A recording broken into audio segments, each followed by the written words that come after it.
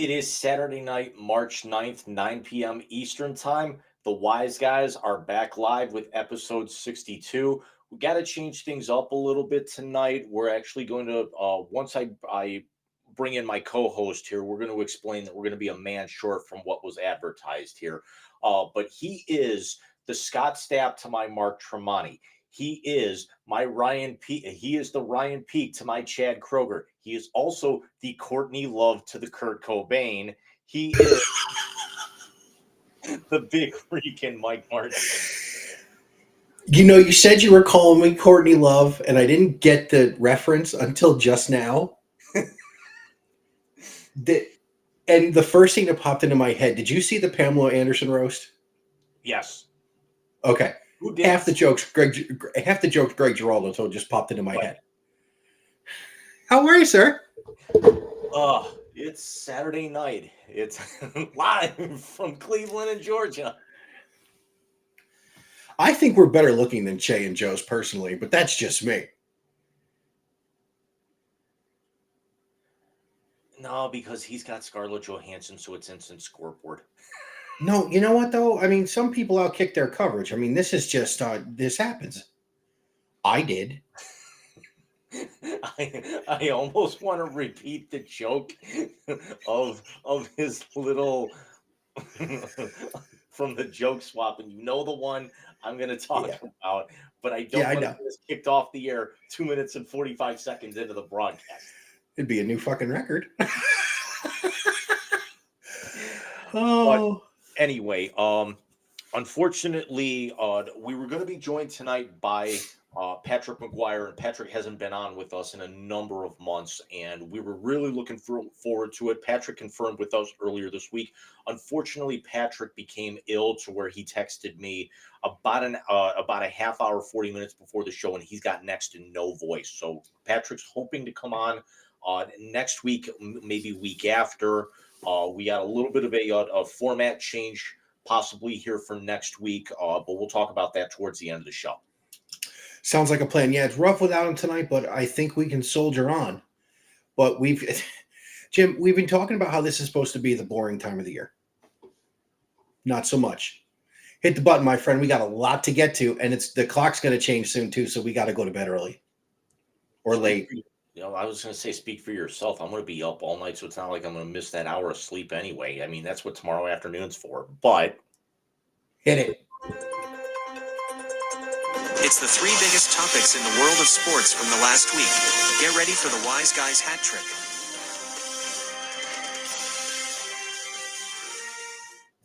Yes, that's right, ladies and gentlemen, the hat trick. Let's kick it off. Jim, where are we starting?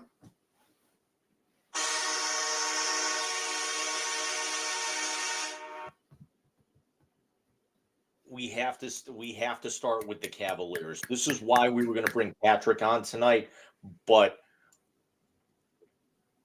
to say that they've had a very up and down last 3 weeks since the calendar kind of, since mid-February here, kind of coming out of the All-Star break would be an understatement. But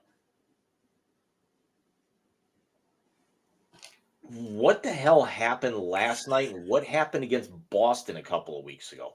Well, let me answer it this way. First of all, the Cavaliers are dealing with some injuries.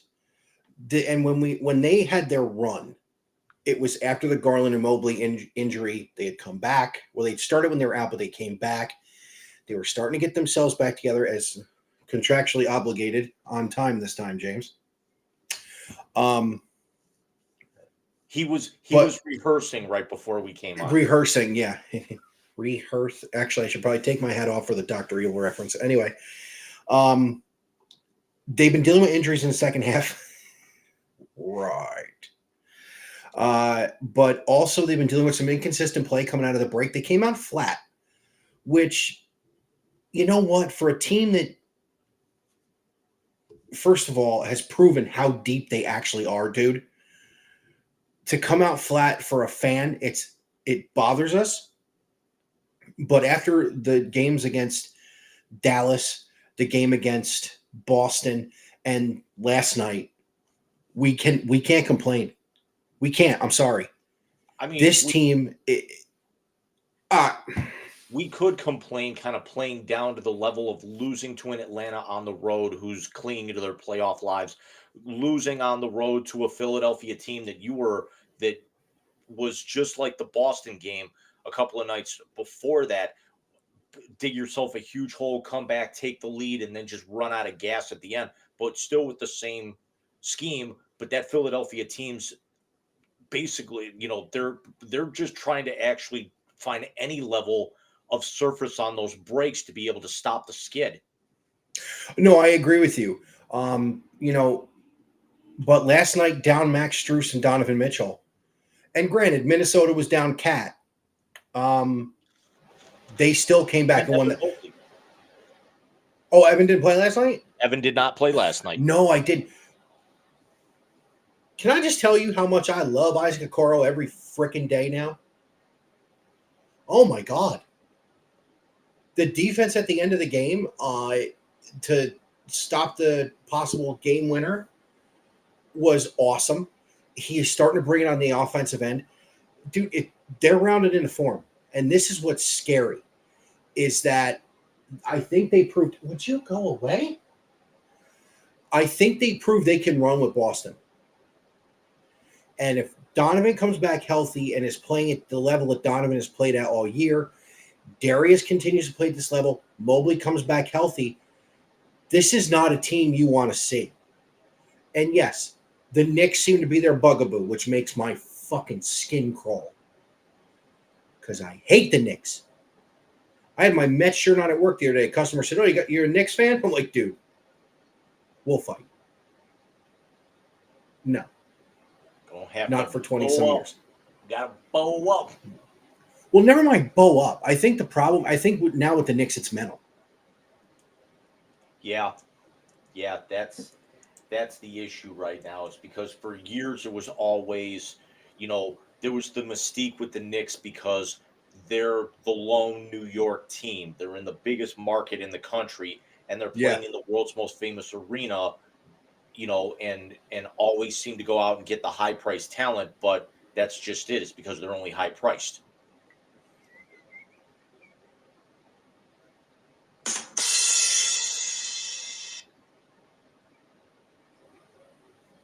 It went through my head, right?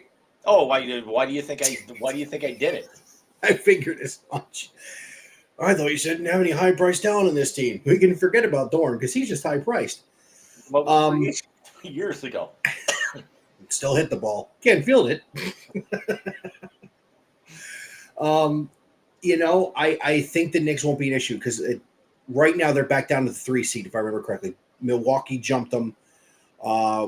Boston has a huge lead. Then Milwaukee, then Cleveland. And I want to say the Knicks are either the 4 or the 5. The Knicks were idle. I'm sorry. The Bucks were idle today, and that actually means that with the Cavs win, the Cavs are now on top of the Central by a half game, and they're now back up to the 2. You've got Milwaukee at 41-23, a half game behind the Cavs.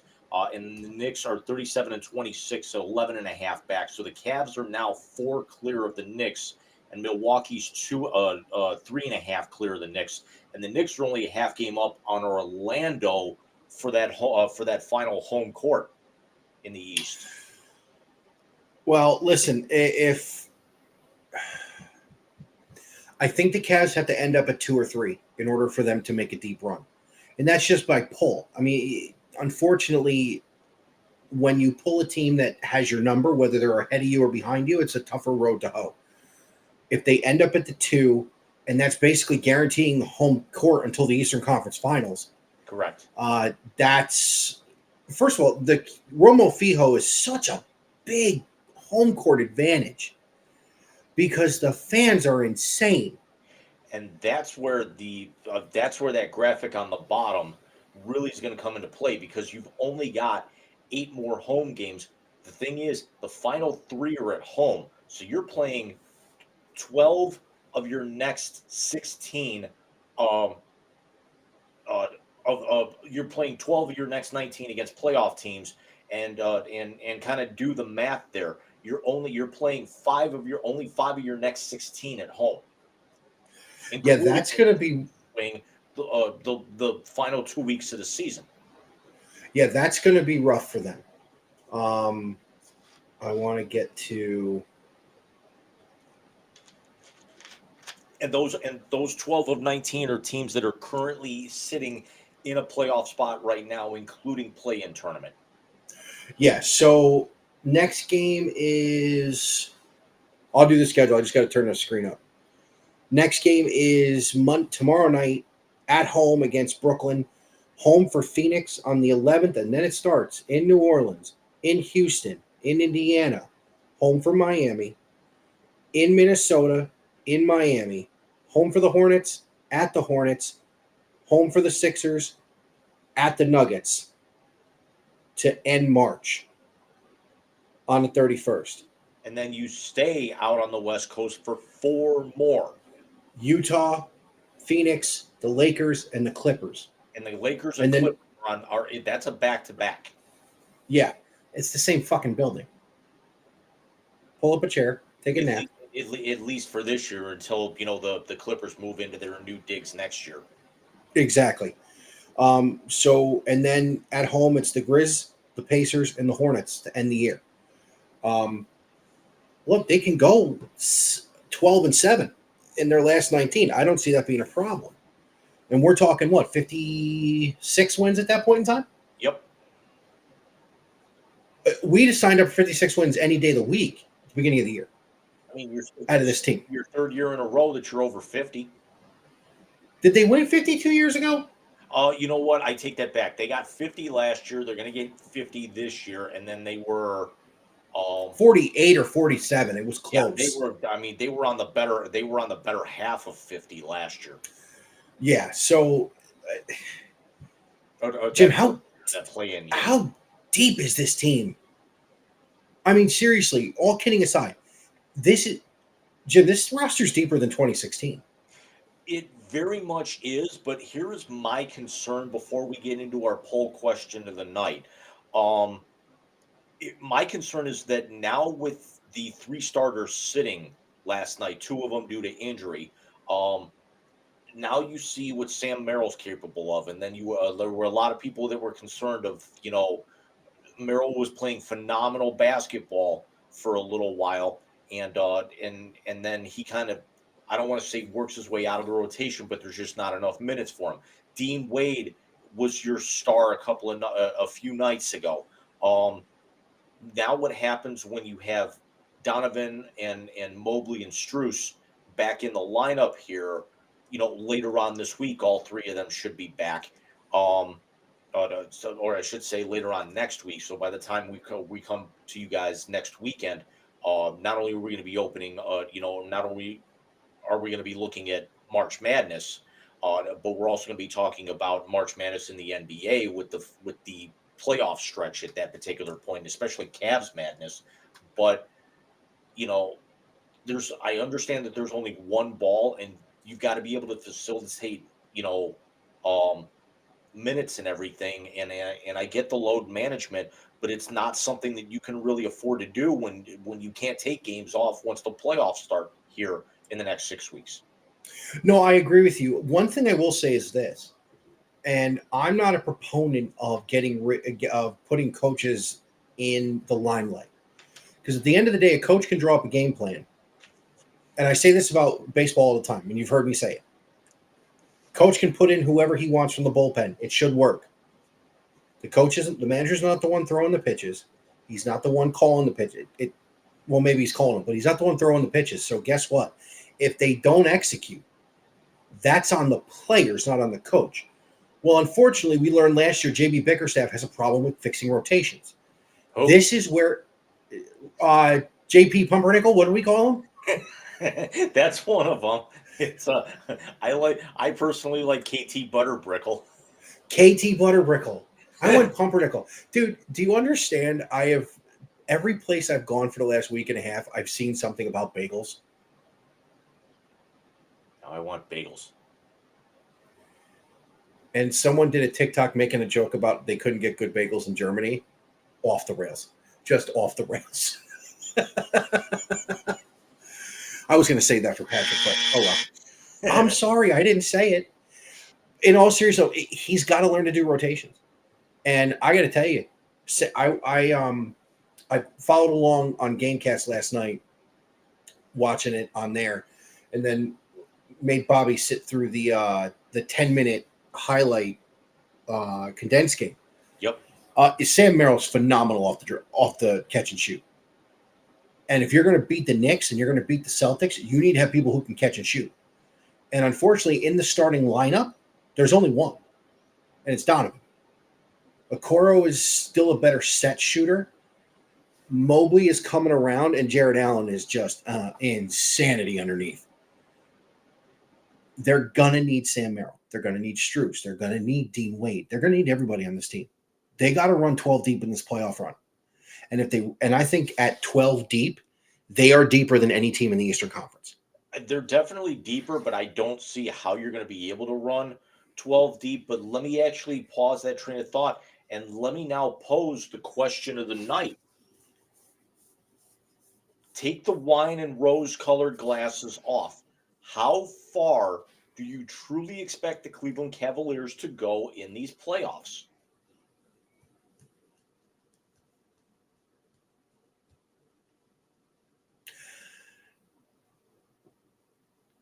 I'm going to turn myself in a little bit of a hypocrite here, and I'm going to say as far as their head coach will let them go. I put last year on the coaching staff. Butterbrickle, is that what you called him? Yeah. Okay. We saw in those games against the Knicks, the one game he got his rotations right, they won. But unfortunately, he didn't get his rotations right in any of the other games that they played. So you're out in the first round. If he can get the rotations right and realize he can trust the guys who got him there,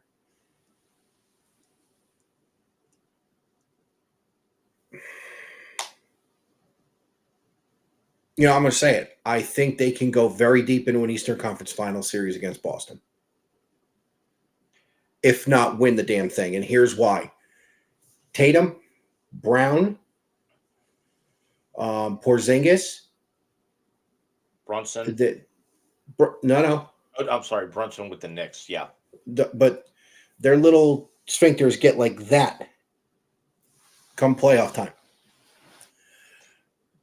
So, but that's where I think Drew Holiday is going to be huge for them. Drew Holiday is going to be huge for them, but the problem is Drew Holiday is also how old? Drew Holiday's also got himself a ring in the last few years. Yeah, Drew Holiday. He was as much of he had just as much a hand in that championship as Giannis did. I agree. Jason Tatum's not Giannis. Jaylen Brown isn't Giannis. I might be mistaken. I want to say Drew Holiday wasn't there yet. No, I think Drew Holiday was still in New Orleans. Let me take a look. I have to look that back up, but I'm unfortunately not as optimistic for me because there's just something about that as tough a stretch as they're going to have down, the last 19 games here, especially that Western Conference swing where you're playing 5 potential teams that could get into the playoffs because Memphis needs to pick it up a little bit, but Memphis is only they're only a few games out of the play-in themselves. But this team goes out and plays well against the upper echelon teams as we've seen in the last few weeks, but they also have a very, very hard time playing down to their competition. I understand, you should go out and beat teams that have no business being on the floor with you, but they've done it way too much, even with the load management thing. There's just something about it. I'm going to have to see what they do against some of those teams that are not in the playoffs right now. And I also would like to actually see what they do against some of those teams, especially of those teams that are currently in the playoff spot. I want to see what they do against those teams that are in the play-in seedings right now, because that's going to be your litmus test, because you're going to be able to get by those teams in the first round. But are you going to be hungry enough to carry that over when you've got to possibly play depending on where you end up, you're going to have to play either Boston, the Knicks, the Bucks, or the Magic. And the Magic have given you fits this year, and it just kind of goes to show that Orlando did the right thing with Paolo Banchero, and we're still waiting on. We know Cade Cunningham can be just as good with Detroit, but they have not built around him the way that Orlando has with Paolo Banchero. Paolo Banchero is the real deal. He really is. He's been phenomenal. Yes, Drew Holiday was on that team with the Bucks that won that championship. Okay. He was a 16.7 point per game in those 6 games against Phoenix. Giannis averaged 35 and a quarter. No disrespect, Jason Tatum is not Giannis. And Jason Tatum has had the better team multiple times in the playoffs and lost. Most famously, 2018. One man went through that Boston Celtics team, and we both know it. Yes. Jim, last year I thought they would get into the second round and possibly push one of the top seeds. But they kind of melted under the big lights of MSG. You know what? I don't think they melt this year. I don't think they melt. And I'm telling you this right now. The reason they're not going to melt, Max Strus played in finals last year. And if he was with Miami, he played in the finals in the bubble. Niang, was he with Miami too? He may have been, or didn't he come from Utah or something? Something like that. So he's had deep playoff runs. By the way, Sam Merrill's got a ring from that Milwaukee team too. Yes. Yes, he does. So he didn't play much, but he's seen it done. So they kind of tweaked this roster with guys who have either been there, played in it, and I think a second time around with this core, this young, hungry core, think about what they're playing for.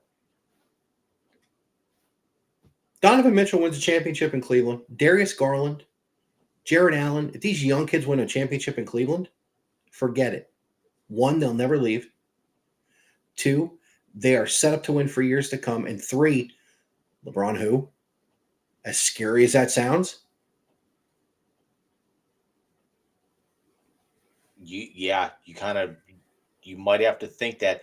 And the other thing is, if they make a deep run, they've actually shown that they got the capability to possibly do it again, even if Donovan leaves after the season, because of the time that he's missed and how well they played without him.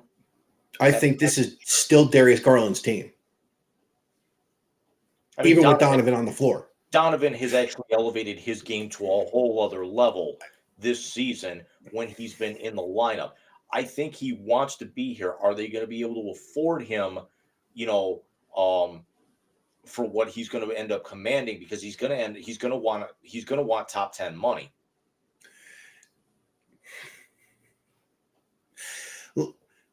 Let's really discuss salary cap about another team. Let's not get into the Cavs and the salary cap right now. Yeah, let's go ahead and to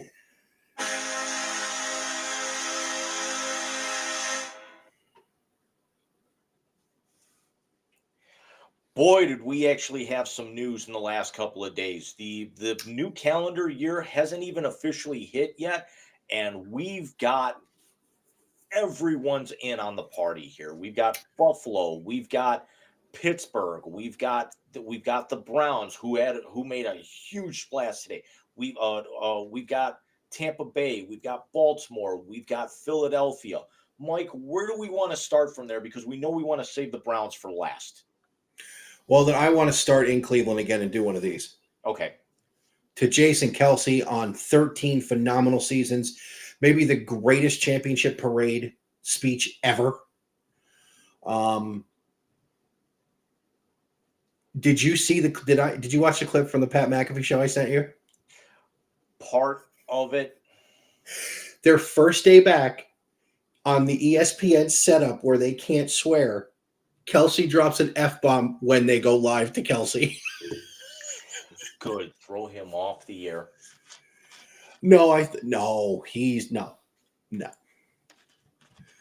No, I'd leave him on because your favorite quarterback of all time isn't going on there anymore, and that was he's the EP of that show and does what he wants, and he's the one that told Aaron to go away. But in all seriousness, so Philly now is going into a transition to where they lose really not only the anchor of their offensive line, the anchor of their team. That someone put Emmanuel Acho on Fox Sports and LaShawn McCoy, who of course played with Kelsey in Philly. They were talking. Every single offensive record in the Philadelphia Eagles record book, he was the center. Yep. Most points in a single season was when Chip Kelly was there. And speaking of craziness in football, he was the center. LaShawn McCoy's most yards by a running back, he was the center. The trips to the Super Bowl. I mean, look, man, some of his highlight film, if you ever watched it, I have never seen a center do that. And I'm a Mangold guy. I love Nick Mangold. Jason Kelsey is one of the top 10 centers of all time. So hats off to Jason. Did you see the story that came out with him about what he did at his retirement press conference? When he had the trainer tape his ankles because the guy was going through chemo and he couldn't go to Tampa? His dad missed his final playoff game going through chemo, so he flew out the trainer to tape his ankles for the press conference. That was phenomenal. He's also staying in Philly. He's not moving out of the area. I mean, his wife went to the same high school as Kobe, to Lower Merion. This is. I fully expect to see him on our airwaves next year, he's going to be anyway. They're still going to do New Heights. But how fitting that he was in the building for the Boston game. Yeah, that was both of them. I know, that was cool. Both of them. Dean and Jared both shouted him, both of them out, because while they were actually trying to focus in on chipping away at that lead, it was those two getting the crowd back into it while they were down 20. Listen, a lot of people are from Cleveland, say they're from Cleveland. Those two boys still bleeding. Wish Travis would wear a Browns uniform. That'd be pretty sick. But I don't think he's one of those. Jason, anywhere but Philly, I couldn't see, and I think Travis anywhere but Kansas City, I don't think I could see either. It would be too friggin' weird. But let's kind of whip around here. So signs Mike Evans to a massive 2-year contract, and there's now talk that he firmly believes that they are going to bring Baker back. You're going to see Baker Mayfield take a team-friendly deal where he will make his money, but it will be team-friendly, and because he said he would do it. He wants to keep this team together, and if they can keep this team together, and of course Antoine Winfield was franchise tagged. Yeah. Dude, I don't see any team in the South beating them for the next 2 to 3 years. No, it's because you kind of if you whip around the NFC, San Francisco's still got their window quite a ways open. And there's a new wrinkle to it too, by the way. And Detroit is right on their ass. Let's be honest, it's going to be San Francisco and Detroit for the next few years, but Tampa's got all the potential to kind of sneak up there. Again, you can't take anybody in the East seriously because Dallas will choke in the playoffs every year. Green Bay's on the come up, but I don't think that they're going to be able to eclipse what Detroit has going on right now. I see the Rams falling off. I don't see Arizona getting back to where they were. I see Seattle's in a full rebuild very shortly here. I don't see. And who knows what the fuck the Bears are doing. Right.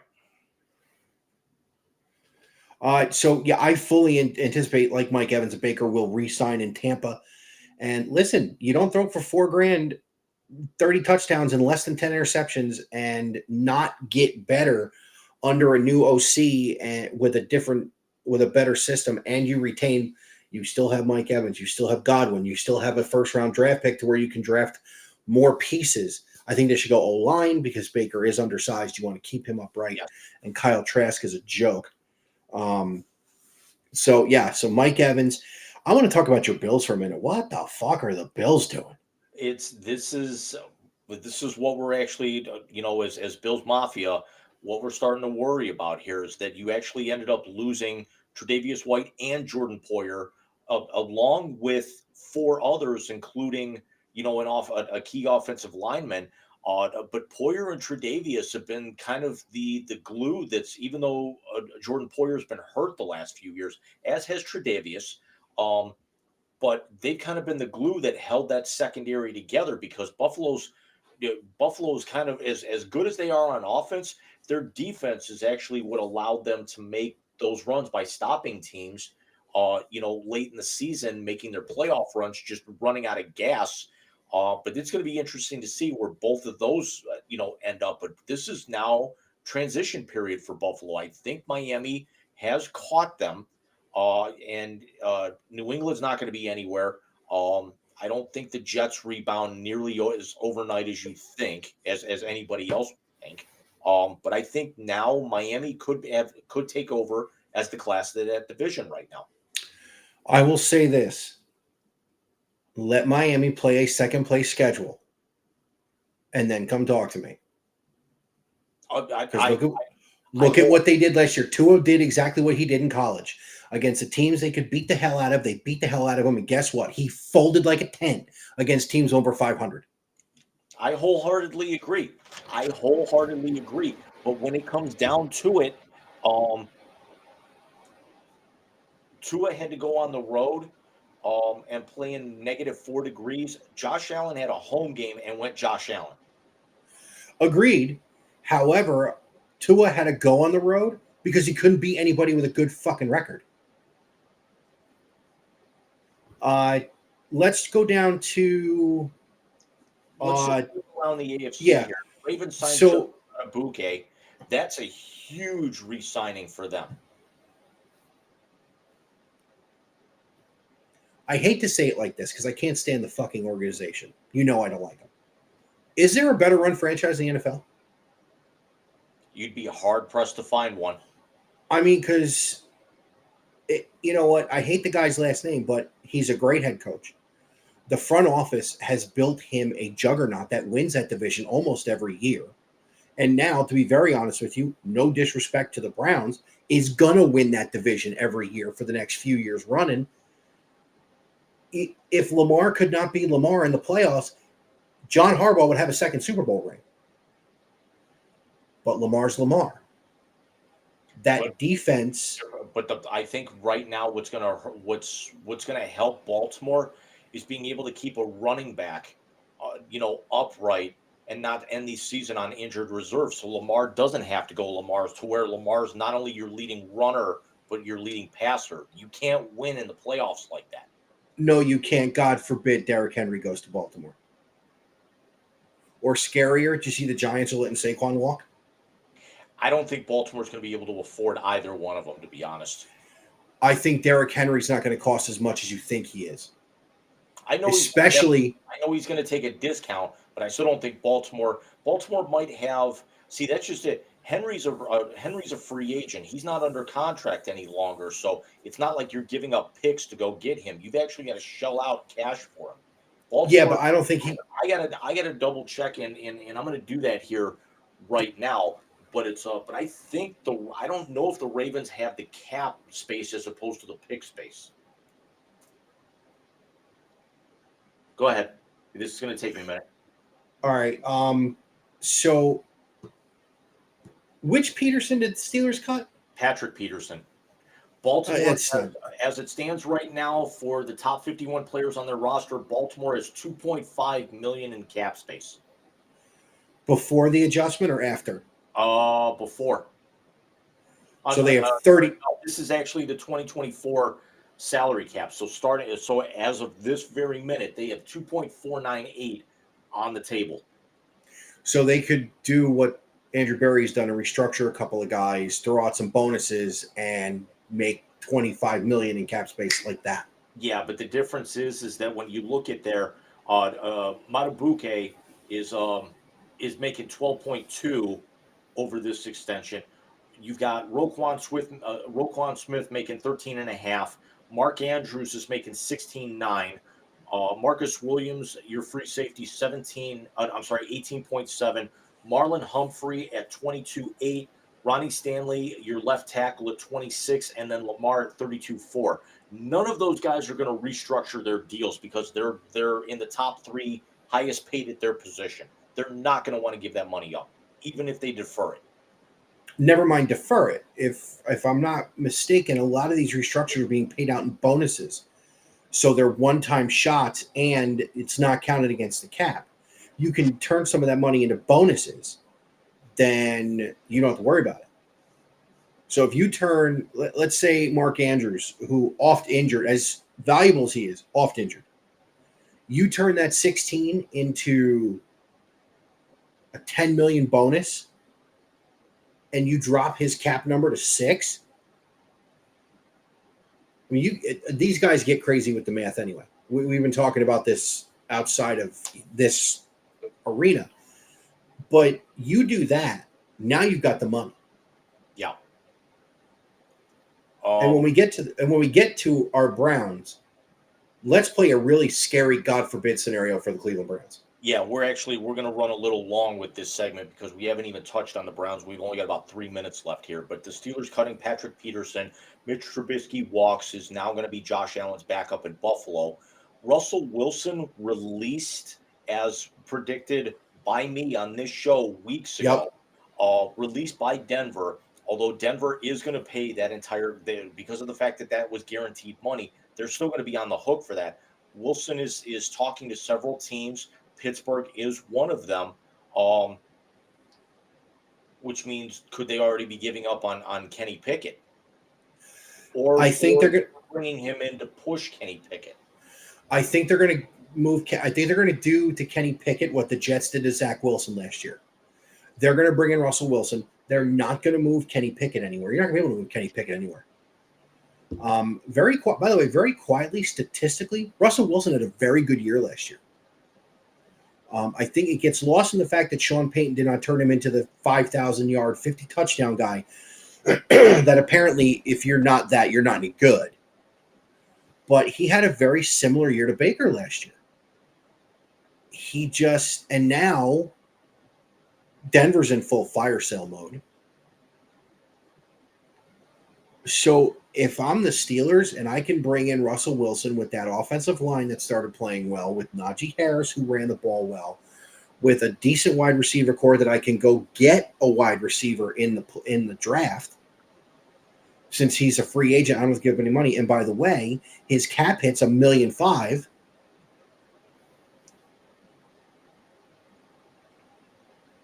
You want the scary part is? Even with all the things the Browns have done, if Russell Wilson ends up in Pittsburgh, it's Baltimore-Pittsburgh right away in that division. And as good as the Browns are, they drop to 4th. I was going to say, because you have Joe. You got Joe Shiesty in Cincinnati. Yep, coming back here. But how scary is the AFC North if he ends up in Pittsburgh? Well, we want to talk about how scary the AFC North is. Let's pull the curtain back here then, and let's dig in. Came out very early today that the Browns traded 2 late round picks to the Denver Broncos to acquire receiver Jerry Jeudy, who was on their target for last year. It did not work out. They restructured Jed Will's contract to where they freed up, I want to say 8 or 9 million. Nearly 10 million. And then they also restructured Denzel Ward's contract a few weeks ago to where the Browns were, when we left you guys at the end of the NFL season, they were at 19 million under the cap, talking about going 12 million over it. Now the Browns are 13 million under the cap as it stands right now, which there's a lot of talk that the Browns could be freeing up this money to maybe take a run at acquiring Joe Flacco for another year or two. I think Flacco's already said he wants to go back to Cleveland. I think Flacco is a must for 2 reasons. One, his play at the end of last year that got them into the playoffs warrants an invitation back. And 2, can you trust Billy yet? I was just going to say, there's somebody put the graphics up on Twitter. The memes have already started that it was Jeudy, Cooper, and Deshaun Watson, and the caption said, "Who's going to stop this?" And then there was another graphic that actually had like the three of them and Njoku and Chubb added into that mix. And immediately the first you go through the first 15, 20 comments, 3 or 4 of them are already saying Deshaun Watson. Exactly. Now let's play the scary scenario. You ready for this? How much Jerry Jeudy going to cost against the cap? Because Denver ain't paying his salary, I want to say 13. so they're even. Yes. Okay, so right now the Browns have 0 cap room after bringing in Jerry Jeudy. Let's see what this says because I'm wondering if they've updated. Yeah, the Browns have only $620,000 in cap room as it stands right now. Okay. You know Bill Cosby's not going to redo his contract again. Because he's actually you want to guess how much his cap hit is for next year? No. 63.9. Okay. He's not going to redo his contract again. You think Andrew Berry's got the balls to go hat in hand to Myles Garrett? The reigning defensive player of the year, and the only reason this team is good on defense because you have to game plan for somebody who's generational. You've got Cooper with a 23.7 cap hit this year, and who restructured when he got there, so he's not going to do it again. Correct. And I think you also can only restructure once. It was converted last year. He converted 18.8 into salary, clearing 15.1 in cap, so they cannot restructure him again. So he's under contract until 2026. Going right down the line, you got Miles, who's a 20,150,000 cap hit this year, and that number jumps to 34 next year. He converted, and back on August 21st, he converted 16.08, so you can't restructure him again. Nick Chubb is 15.8 against the cap this year. This is the final year of his contract, and let's talk about Nick Chubb here in just a minute because there's a very, very key point that people need to kind of keep into the back of their minds. Jerry Jeudy is only under contract for this year at a hit of 12.98, so let's call it 13. So he's a UFA after this year. So essentially, you traded 2 late-round picks to get a rental. Joel Bitonio is at 12.1, and he converted 9.8 in salary cap money last year. So you cannot restructure him. He's under contract until 2028.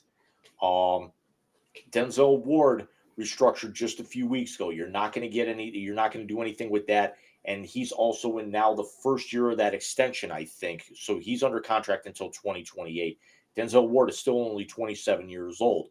Jack Conklin, you could actually have something here. Conklin is under contract until 2028. He's got a 12.02, and he reduced his base salary from 12 to 8, fully guaranteed, February of last year. I don't think it was a restructure, so you might be able to do something with that, but there's talk that they may possibly move on from Jack Conklin at right tackle. Wyatt Teller is the only other player making above 10. Teller is at 30 years old. He's at an 11.6 cap hit. He converted 14.2 of his 2023 salary into signing, adding 1 void year and cleaning up 9.13 million in cap space, and he's under contract until 2028. So the core of this team, minus Jerry Jeudy and Deshaun Watson, are under contract for at least the next 4 seasons, which is good. Yeah. And now you want to hear the fucking nightmare scenario, Jim? Nick Chubb gets cut in a salary cap move and signs with the Baltimore Ravens. Do you understand this entire city would burn the fucking Browns facility to the fucking ground? Here's the thing that you do have to understand the nightmare scenario, but you also have to understand for everything that this organization has done for Chubb, and also Chubb has done for this organization, I don't think he would lowball them and go someplace within a division like that, number one. But here's the other aspect that you have to remember with Nicholas Jamal Chubb, that Yes, he's in the last year of his contract. Yes, he is going to eclipse the number two running all-time rushing yards with this team within the first maybe 4 or 5 games back. He won't catch Jim Brown at this particular point. But you also have to keep in mind, coming off that gruesome injury, what are you going to get out of Nicholas Jamal Chubb this year? If you're expecting him to go back to 2022 form, where he basically was, should have won the rushing title, you have to start questioning that a little bit, because we've seen other guys have this type of injury. He's not going to be the same player. Even Odell Beckham coming back as freakishly, strong and as well as he works out from that type of injury was amazing. And Beckham still had a phenomenal year.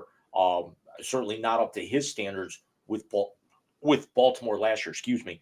But you can't.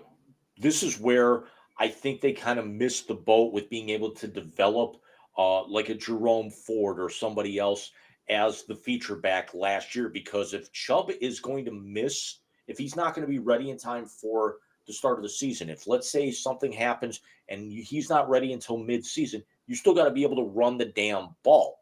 And right now, you've got no guarantee that Kareem Hunt's going to come back, and you haven't done enough to establish the other guys that are there, namely Jerome Ford. So what are you going to do when you hand the ball off? Well, let's talk about that. Not only did you not develop Jerome Ford, not only are you not guaranteed Kareem Hunt, who saved your ass last year in coming back.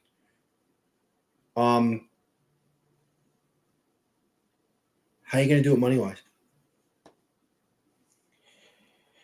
Yeah, and this is where I actually think of, if you look at any of the guys that could be salary cap casualties, I think Jack Conklin's name's got to go up there.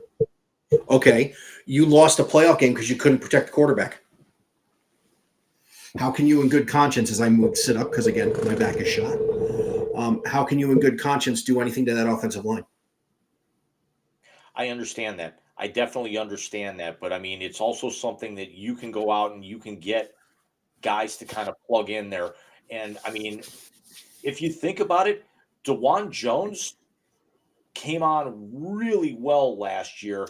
He's only making $1.13 million. So if you get a healthy DeJuan Jones, who performed beautifully after Conklin went down, within the first couple of games of the season, and you can save at that point $11 million by possibly moving him and maybe even getting some picks back, because Jack Conklin is still a very, very good tackle in this league.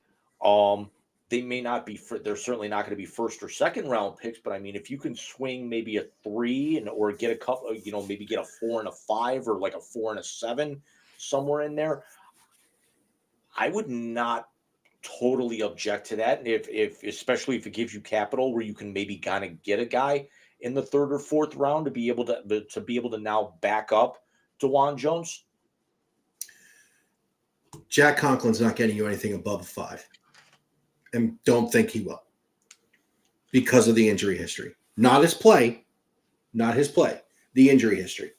That's number one. I think you might potentially be able to get a 3 for him because of the money involved. How much money are the Browns going to have to eat? Because if I'm giving up a 3rd round pick in a draft where I could get a quality offensive lineman I can develop for rookie minimum money, now how much do the Browns have to eat to get rid of him? We also figure if you're going to eat half the salary, that's still $6 million coming off your book. There's no way they're only going to eat half. No way. Remember, this is the franchise no one wants to do any favors for because of what they did with Deshaun's contract. The part that we're missing, though, is this. This is a fan base. Now, I'm going to talk from the fan base portion of this. You and I can get into the numbers and into the moves and everything else. I'm going to talk as a fan. This is the fan base that has rallied around running backs since its inception. Jim Brown is still beloved. He didn't take a snap since 1966. Marion Motley, Leroy Kelly, Kevin Mack, Ernest Biner, Eric Metcalf, Tommy Vardell. Stop. This is the fan base that got Peyton Hillis on the cover of fucking Madden. Who had one of the better 2-year runs and then fell off the face of the planet. What do you think this fan base will do if he becomes a salary cap fucking casualty for a quarterback who has played 12 games and made almost $100 million? This is what I'm talking about. This is why I've hated this deal from the beginning, because the entire core of this team was young. Here's another thing no one's talking about. You do understand Andrew Berry is playing this kind of fucking money ball with all of John Dorsey's picks. Yes. John Dorsey built this team. Andrew Berry has played some draft pick roulette, and he has played some good extensions. He didn't bring in any of this talent. His first draft was Jedrick Wills, who I think we can all agree has not turned into the left tackle we thought he would be. Correct. Which is why I posed to you the other day on the phone. Do you possibly start experimenting with Devon Jones over at left tackle? Do you possibly move him? Even though he would actually kind of have to learn the position a little bit. But I think he's a better option right now than James Hudson or Jed Wills. I think if you're going to move him, you got to move him at the start of minicamp. And the other thing is this: the most efficient part of this team is the offensive line now, and the best O-line coach in the game is gone. Yeah. Now, granted, the situation, I good. You're going to go coach with your kid. In a minute. I think Stefanski had a great line about that when he said he can't wait to hear his kid yell at him. I love that. But I digress a little bit. Jim, this Jerry Jeudy move, they're going for it this year. And here's the problem with it. They ain't beating that dude in Kansas City. They're not. Because with no cap room, they still have to rebuild that fucking defense. And I mean, when I went back and I looked at that defense, they do actually have Zadarius Smith, Obo Okoronkwo. Who else was I seeing that was still under contract here? Well, the big boys are. Denzel's under contract. Miles under contract. Juan Thornhill. Dustin Hopkins is still under contract. Joker is still under contract. So is Taki. They're all in the last year of their deals. I want to say Taki might be a UFA. Okay, so if he is, now your linebacking room, which was thin to begin with, just got thinner. Because Anthony Walker's not going to come back. Nope. Jim, they're going to finish fourth. Right now with your linebacking room, you're running Zadarius Smith, JOK, and Tony Fields. Now, Tony Fields actually, when he's in, played very well. He played very well. I'm not saying on-field performance wasn't good. I'm saying where you're going to get it from. I'm saying now with $625,000 in cap room, where the fuck are you going to get it from? Right. Because you're also because you're out of cap room and you're starting to run out of draft capital too. What draft capital? They don't pick until round 3 this year now. Yeah, I mean, I'm actually stunned that Jeudy did not cost them the first round pick for next year, but I think it's the NFL's version of the Ted Stepien rule that you can't give away your first round pick for more than 3 years in a row. We've had a Ted Stepien reference. Think about it. It's I agree. Even the Rams for the Jalen Ramsey thing, people are actually saying, what are they going to do with their first round pick because they haven't had one in 3 years to know what to do with it. I agree. Now, here's again. I think they're going to cut Conklin, and I think they're going to cut Nick Chubb. Now it becomes, like I told you on the phone, The true nightmare scenario is that Nick Chubb is healthy, goes to Baltimore, pairs with Lamar Jackson, which, by the way, if Nick Chubb is healthy and pairing him with Lamar Jackson, it's not fucking fair. Nick Chubb did not restructure his contract. Could you actually see Nick Chubb possibly restructuring to where he might be able to defer that and come back on a contract extension if he performs well out of the chute when he's activated? I think I can see that. Here's the question. Will the Browns buy into NFL thought process and take the running back in year 6 and get rid of him because of the injury? Because let's talk about that, because it's on the table, Jim. It's on the table. Andrew Berry can say whatever he wants about Nick Chubb. He knows what he means to the fan base, knows what he means to the city. That's wonderful. You also mortgage this team's future on a guy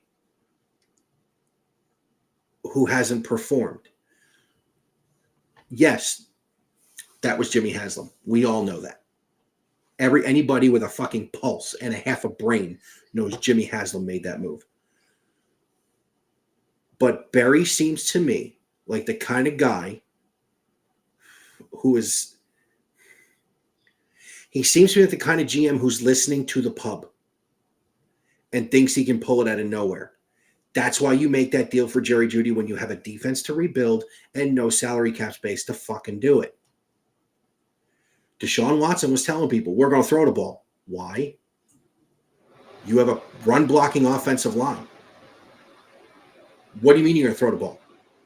Yeah, but look at they actually went from having an absolute joke of a receiver room just a few years ago to I agree. You've got Amari Cooper, David, in no particular order. You've got Amari Cooper, David Njoku, Jerry Jeudy for 1 year. David Bell came on really well at the end of last year, and Cedric Tillman developed a really good rapport with not only DTR but Flacco down the stretch. But that's the problem. The receivers developed more rapport with DTR and Flacco.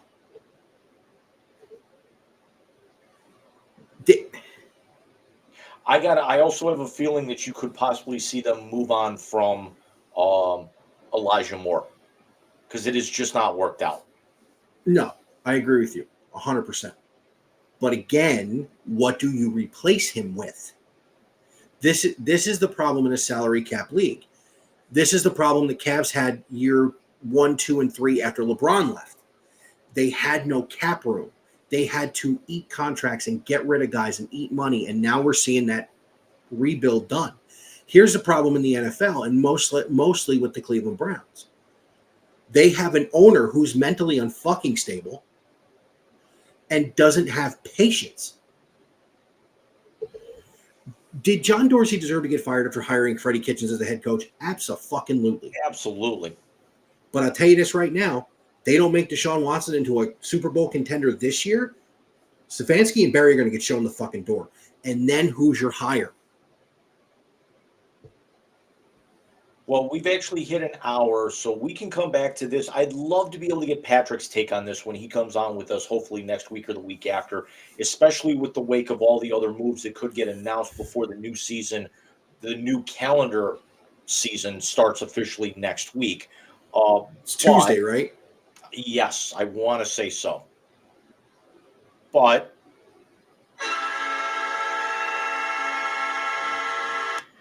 we move on to an abbreviated segment, kind of a little bit on my wheelhouse. The NHL trade deadline came and getting, did we have some moves going on? I thought it was fucking baseball. Yeah. I thought it was August 31st with everything I was seeing. You even sent me one of those on there, but Vegas swings a deal for a whole bunch of draft picks, picks up the bloated contract of Tomas Hertl from San Jose in a stunner, then adds Noah Hannafin. And Vegas trending down needs something to stop the bleeding, because right now Vegas is on the verge of sliding out of a wild card spot. On the other in the Eastern Conference, Carolina just gets richer by trading some picks and a couple of prospects to Pittsburgh to get Jake Gensel, and then adds Evgeny Kuznetsov from the Washington Capitals. What was the one I sent you? The Panthers landing Vladimir Tarasenko for a draft pick. Oh, you said Cats. I'm thinking, wait, Cats. Which one is that? Yeah, the Florida Panthers. So we've, I mean, just to kind of, I'm trying. I mean, to go. I'm trying. Dallas earlier in the month got defenseman Chris Tanev from Calgary. Calgary, got a 2024 second round pick. New Jersey was involved with that. They get Dallas's 2024 fourth round and retain 50% of Tanev's salary. Florida lands Tarasenko, who's an unrestricted free agent after the year. Ottawa got a conditional fourth round this year, a third next year, and retained 50% of his salary. Edmonton lands Adam Henrique and Sam Carrick and a seventh rounder this year. Henrique's a free agent after this season, and they can pair him with McDavid and Draisaitl. Anaheim picks up a first, gets a conditional fifth next year, and retains 50% of both Henrique and Carrick's salaries. And then Tampa Bay is involved with this to make it go, and they retain 25% of Henrique's salary. The Hanifin trade, Hanifin's a UFA after this year. Calgary gets Daniil Miramonov, a first-round conditional pick from Vegas next year, a conditional third from Vegas next year, and retains 50% of his salary. It just, where does it end? You know, the one touted. Like I said, go ahead. Like I said, this now I pay attention to all the trade deadlines. Obviously, hockey being the least of the three the least of the four that I'm into. But I'm like at work the other day going, wait, another one? What yeah. Another one? I mean, I was actually watching a live stream of one of the more well-known hockey podcasts out there. The guys based out of Vancouver, and they were, I mean, every year they've got to be sent to the league by 3, but here it was like 3:45, 4 o'clock Eastern time, and deals were still getting announced. Yeah, no, and you see that in baseball because they got the 4 o'clock time too. Right. But you know, I was blown away. In my recollection, and maybe you can answer this better than I can.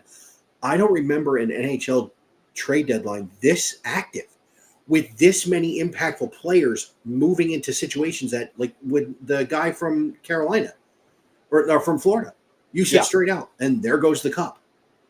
Yeah, it's I mean, if they can get anything out of Tarasenko, like when he was when he was with St. Louis during their cup run, because of his injury history, he didn't really put up very much with the cup of coffee he had with the Rangers last year. And then he didn't have nearly the kind of level that he did with Ottawa this year. And I'm going to talk about somebody else from Ottawa here in just a second. But I mean, just to kind of turn the blur off on my camera here, just so this way you guys can kind of see, I've got one trending up and one trending down. These guys went out and made a big splash here, landing Monahan, Tyler Toffoli yesterday. The Monahan deal was, I want to say around February 2nd, but it was kind of the lead in. And then they got Colin Miller literally at, I want to say the deal got announced at like the deadline was at 3. I want to say that one got inked at 2:57 and got announced at like 3:45. On the other hand, the Buffalo Sabres sold off Casey Middlestat, who was one of their young core studs, a top 10 pick a few years ago after, 7 years with the organization. He gets shipped to Colorado. Then they ship off, a backup goaltender, and they ship off who was a one-year rental anyway, Eric Johnson. Then they turn around and they send Kyle Okposo off to Florida as well. They're captain. Wow. Yeah. So it's like, I'm immediately thinking, as a Sabres fan, number one, who's going to be the captain of the Buffalo Sabres next year? Is it going to be Buffalo native Alex Tuch, or is it going to be, top 10 in the NHL defenseman Rasmus Dahlin? But what actually happens now is, does this immediately mean that Kevin Adams and Don, as general manager, and Don Granato as head coach, does it put them on the hot seat because they're about to miss the playoffs for the 13th or 14th consecutive season, which is an NHL record? That's right. I didn't realize it was that long. Yeah, they're tied with the New York Jets for the longest active streak in all 4 professional leagues. Hey, who was the quarterback the last time the Jets played in the playoffs? Chad Pennington. Mark Sanchez. Butt fumble. Yeah, that was back-to-back AFC Championship games. But the last three names on there were rumored to get moved and didn't. And that would be Yeah. Ottawa's Jacob Chitrin, which for me was a top 10 prospect. Not so much in terms of like, overall like up and coming prospect, but of all the guys that were laid out, I thought for sure Chitrin was going to get moved. I thought my Blues were going to move Pavel Buchnevich, who's only 26 or 27, and then 35-year-old veteran goaltender, which Calgary seems to be selling everybody up, Jacob Markstrom, all stayed put. Ottawa's right now, I want to say dead last in the Eastern Conference, going nowhere. The Blues right now, I want to say, are going to have to scratch and claw to get that final wild card spot in the West. And Calgary is about as out of it as you can get right now. The only reason that they're not sitting in the basement in the Western Conference, quite honestly, is because San Jose's lost 9 in a row and is actually now worse than Chicago. Wow. I will say this, trying to keep up with the stuff so that you and I can talk about hockey more, which I told you I would this year, and I think I've been okay. Those three names, I thought the young one at the is it Chitrin? Chitrin, yeah. I thought Chitrin was gone.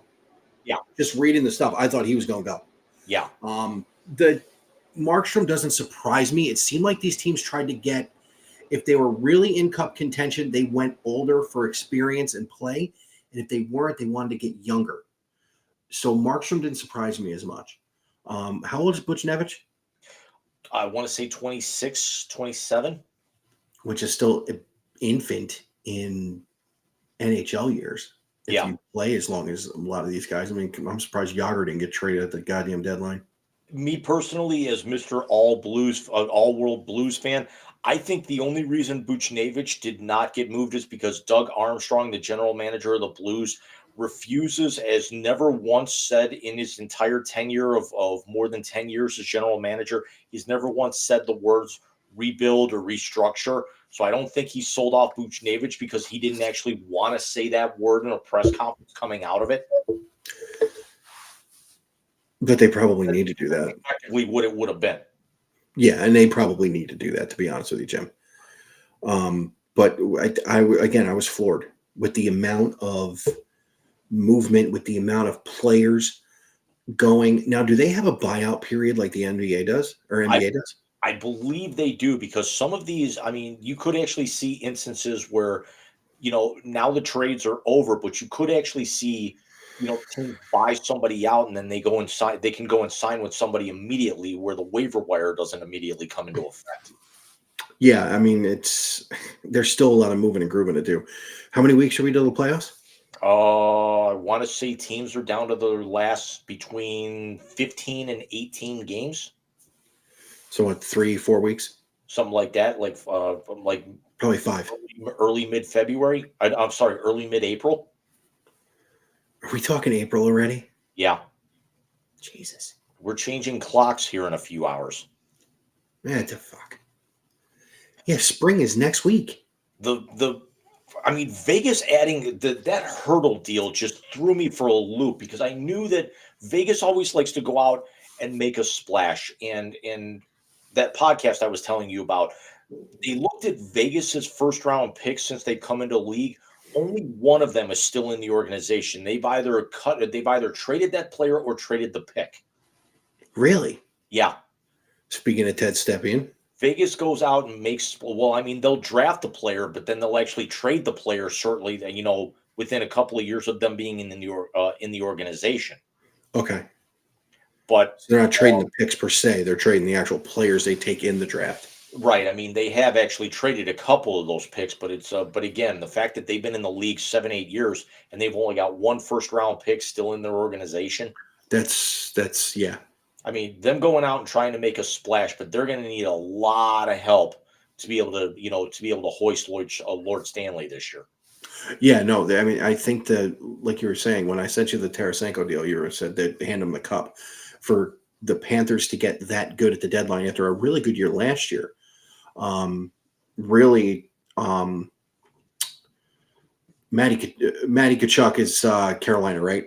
No, he's in Florida. Okay, so that's right. They went to the You're in the right finals last year. mindset. Okay, so having a team that went to the finals with people needing major surgery, adding Tarasenko, yeah, I agree with you. I think they are the odds-on favorite to win the cup now. And don't look now, the Florida Panthers got hot. They're 8-2 in their last 10, and they've actually now taken over the top spot in the NHL. They're 1 point up on Boston in the Atlantic and for second best record overall. The Hurricanes are 4 points behind the Rangers for the top spot in the Metropolitan. And these two moves, what I think could definitely put them over the top. But with Dallas landing Brandon Tanev, Winnipeg getting the three vets, and Colorado making a couple of moves because I think Casey Middlestat's really going to help them out. I just thought his time in Buffalo was kind of coming to a close here. But Buffalo's got to finally start doing something with all this young talent because the defenseman they brought back in return is making half as much money, and he's 20. I want to say he's 25 years old. He's another offensive defenseman, but unfortunately, that's just another thing that Buffalo's got. They need a couple of defensive defensemen. They need a little bit of toughness on their blue line. But how far really they're going to be able to stretch that? But Dallas, Winnipeg, and Colorado, 1, 2, 3 in the Western Conference at 87. At Dallas leading at 87, and then Winnipeg and Colorado paired at 85. And don't look now, Vancouver tops in the West at 89, having won 3 in a row, and the Canucks are up on my Jets 1-0 after the midway through the first period tonight. I think both the NBA and the NHL are going to come down to phenomenal end of the season. Obviously, all the moving pieces parts in the NHL made it that much more interesting. Even with you and I both saying, hats off to Florida, they're going to win the cup. But no, this is going to get fun. And I'm going to start using my ESPN Plus subscription.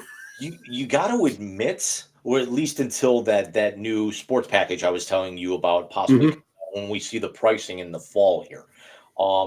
But you got to admit, the NHL does the trade deadline right because you never get a blockbuster deal really in baseball. It's a lot of the times it's just a rental. You never get the big deal in football, and you never get it in basketball. But you got a lot of parts that move around in the NHL. You really do. I mean, you get some blockbuster deals for the trade deadline. I mean, not Manny Machado. Manny Machado a few years ago to the Dodgers. Cespedes has moved to the Mets in 2015. What I think you see in baseball more than the other sports is trade deadline acquisitions actually propel teams to a championship run. Mm-hmm. You get that one guy you're missing, and boom, you're on your way. I listen. It could happen in the NHL. I'm following a lot more closely than I have been for years, but you don't really see that in the NFL. You really don't see it in the NBA. I mean, at that point, when you see it in the NBA, they're really just kind of looking for depth. They're not going out and trading for studs because that's what the off season's for. Exactly. So, Jim, what do you say we hit halftime, take a few minutes, recharge the old batteries or the drinks, as it were, come back because I think the Blast's got a bunch in it too. Yeah, but we can actually move pretty quick through some of that here. Not that we ever do. Very, very true. So we will see you guys on the back end. We'll be back.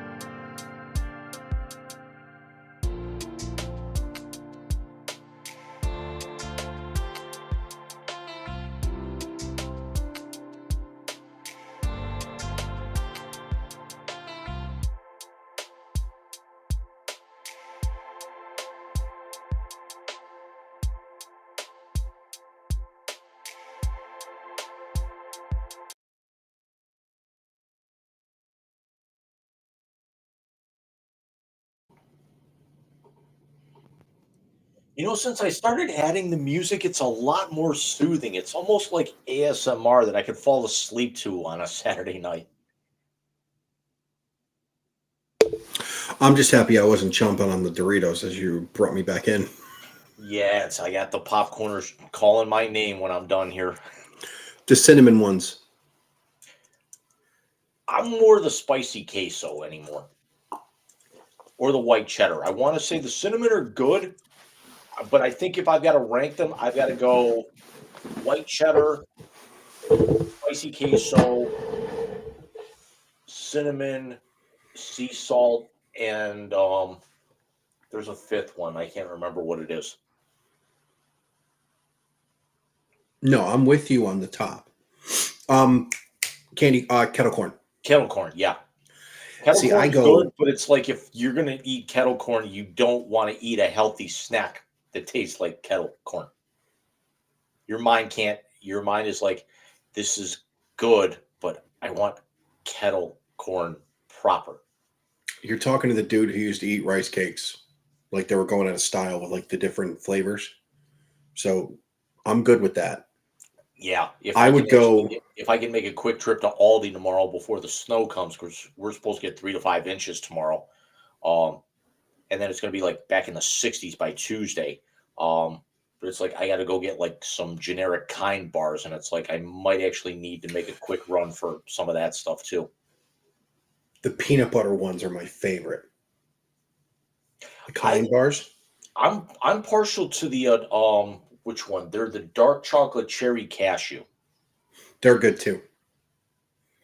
Um, yeah, I'm not going to bring it up. Go for it. 62 and sunny on Monday. 71 and sunny on Tuesday. 73 and sunny on Wednesday. 74 and sunny on Thursday. I mean, we're getting there up here. It's going to be in the 60s all week starting Tuesday. Yeah, the rain for me doesn't start till Friday, Saturday. Dude, we got hammered today. Holy shit. Like I was at work because I work almost every fucking Saturday anyway. But I was at work and I sitting there and I'm going, should I warn Jim we may not be able to go on tonight? Yeah. We had a tornado warning. We had a thing come on the phone like get in shelter. I was gonna say, did you hide in the bathtub like Sam's dad in Transformers? How did you get in there so fast? That was for an earthquake. Yeah. I watched a funny fucking movie yesterday. I would definitely recommend it. It's called, and I know you're not big rom-com guy. It came out late last year. It's called Anyone But You. Is that the one with the guy from Top Gun? Yeah. Here's one for you.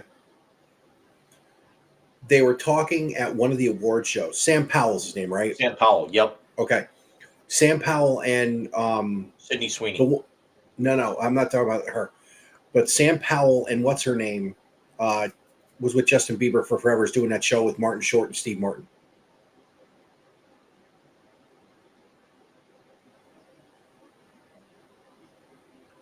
Gomez? Yes, Selena Gomez. Yes, Selena Gomez.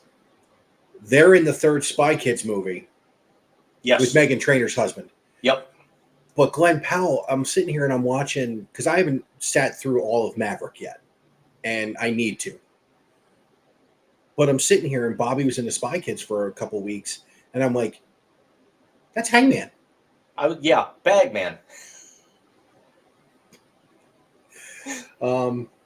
So James, why don't we get to the blast so we can get to our favorite time of the episode? Well, we don't have a ton, but we're gonna have some fun with it. Yes, we are. The blast. So tonight, I'm working on an intro for the blast. Yes, I know I'm very far behind. I'm going to have about 3 weeks worth of Wisely translators to cut tomorrow. I've got nothing on my plate, so they will be up by the time I go to bed tomorrow night. Dude, enough. You do phenomenal. You don't need to worry about any of that stuff.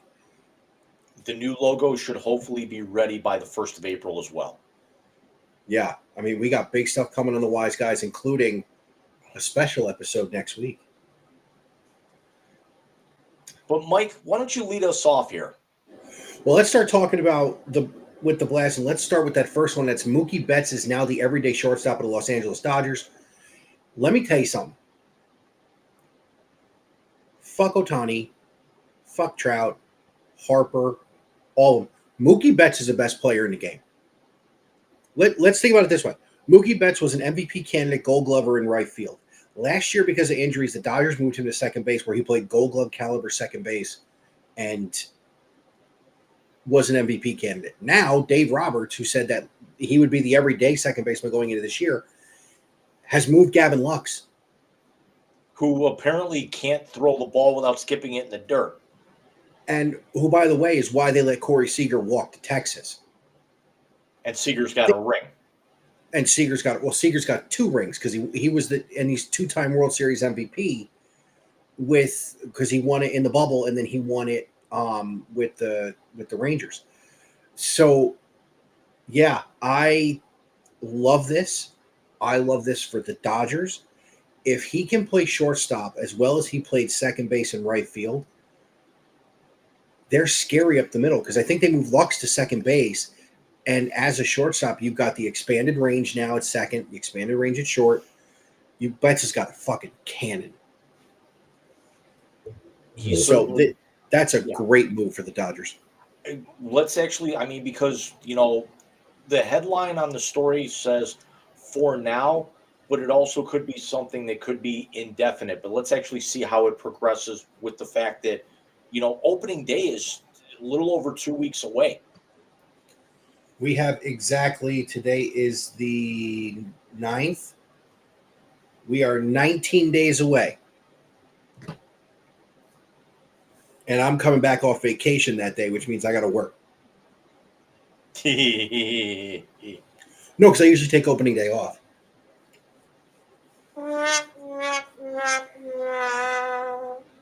Listen, dude.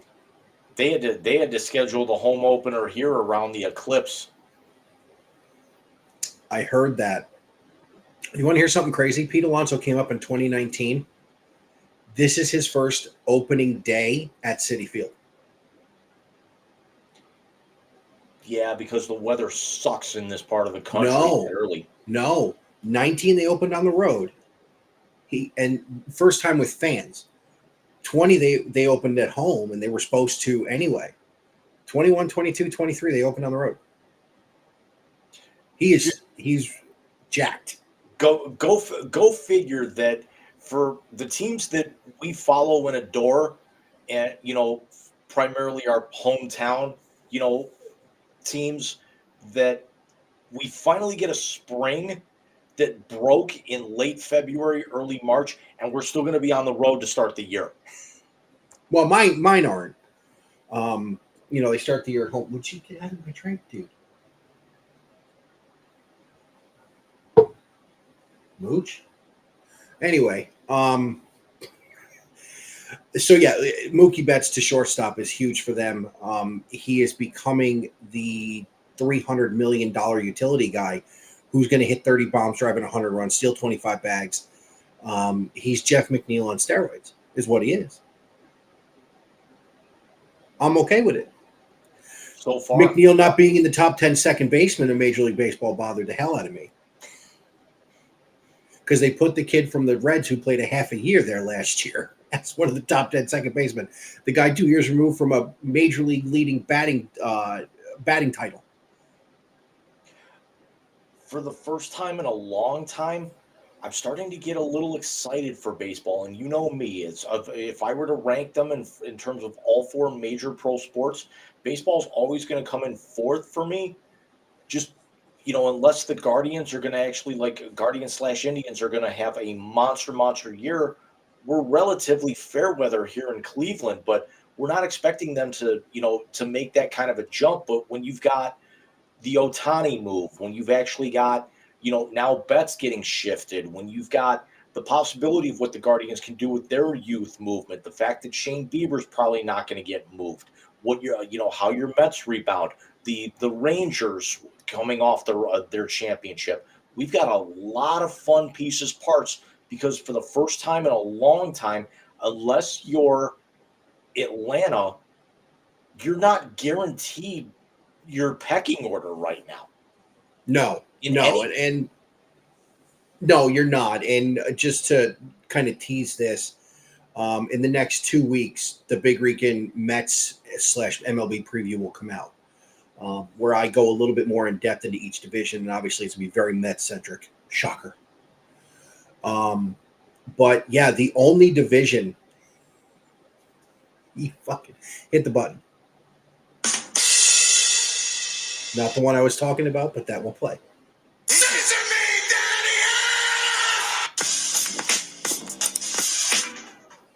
We will bring up a TikTok that I actually did, or something that you sent me on those lines. I did not get a chance to put it in, and I will not leave it in the graphic. We will talk about it at the end.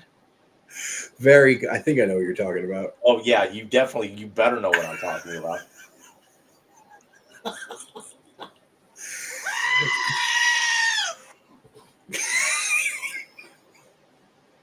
I can't even. Speaking of, let's talk about those next two. Today is the final day of the regular season in men's college basketball. The women already started their conference tournaments. Don't get me started. I was so pissed the other day. I cannot believe they got smoked by Maryland like that. First off, we have University of Tennessee Martin is headed to the women's NCAA tournament as an automatic bid after losing to Southern Indiana in their conference championship game last night by 28 points. How the fuck are they getting an automatic? Because Southern Indiana is only 2 years into transitioning to Division I, and there's a 4-year postseason ban. You're ineligible for 4 years, so they will be conference champions, but they will not get the automatic bid. Get the fuck out of here. This is where the NCAA is broken.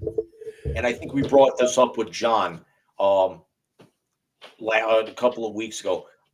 You know, this is where I'm glad that James Madison got over in college football, because it's a 2-year thing in college basketball, in college football, but it's 4 years in Division I. Because remember, in college basketball, there is no Division I AA. It's all Division I. Yeah, no, that I know. And the laughter just now is Alex responded to what you and I were going to talk about on that line at the end. He just responded to it. Because John got it too. I don't think John's responded to it yet. So, yeah, how'd you like to lose by 30 and then go to the fucking tournament? Watch them win their first game too. Yeah, considering they're probably going to be a 14 or a 15 at this point. Which means they'll pull an Ohio State or an Iowa, one of those big boys. LSU, yeah. Houston, wow. Wins the Big 12 regular season tournament. Clinches the regular season title outright, then goes out and routs Kansas by 30. That's hilarious. When was the last time you ever saw Kansas get beat that bad, even when Kansas had a down year? The fall. That's it. I've never seen Kansas get blown out. You don't see Bill Self take a loss that bad, ever. No, you don't. But I will say this. In basketball and every sport, good teams get the fuck beat out of them at least once a year. Inexplicably, just get the fuck beat out of them. I mean, Kansas right now 21-8, now 21-9, 14th in the AP poll, 15th in the coaches. Houston right now is number one. Is number one. 52 first place votes over UConn and Purdue, the only other ones to get first place votes in either poll. Houston right now is quickly getting on the fast track to be the number one overall seed. And you can bet your ass Houston is not going to do what Purdue did last year and lose in the first round to a 16. Yeah, but you don't know that. You don't know that. Houston is way too talented. Houston has probably been the most, even though Houston has got a 26-3 record, UConn is also 26-3 as the defending champions, Purdue 26-3. I think Houston's been the most consistent team in college basketball all year. Agreed. Now, I will say this. Purdue losing last year, no one called either. Nostradamus as you may be, no one saw that. Not 116. We all saw Arizona because that's what they fucking do. Not Arizona. Was it Virginia that lost? Yeah, it was Virginia. Virginia was missing the number one player in the country, a Naismith finalist. Purdue ran out Zach Edey, and Zach Edey had himself a good game, and they still lost. I agreed. It's like there are certain teams that just know how to play against certain styles. Remember Princeton with all the big upsets in the 90s? Right. With their backdoor cuts and everything else. Remember what they did last year? Princeton did. Winning as a 15-2. I don't think Matt Painter's gonna. I think Matt Painter's out for blood at Purdue this year. When the pairings get announced next week. That's going to be interesting. What the pairings end up being in the first round. I think we're going to have upsets. I think you and I, after we're done with the blast and the translator, will talk about next week, and the upsets we're going to talk about. So let's save college basketball and let's move to Banana Ball, which we both had on. Banana Ball tonight from Tropicana Field or Minute Maid Park in Houston. Tropicana's Tampa. Sorry. Right. It was orange. Park. Yeah. It was orange juice. I knew I was getting it right one way or the other. How Florida Zone is not in on this with Tampa Bay, I'll never know. Or simply.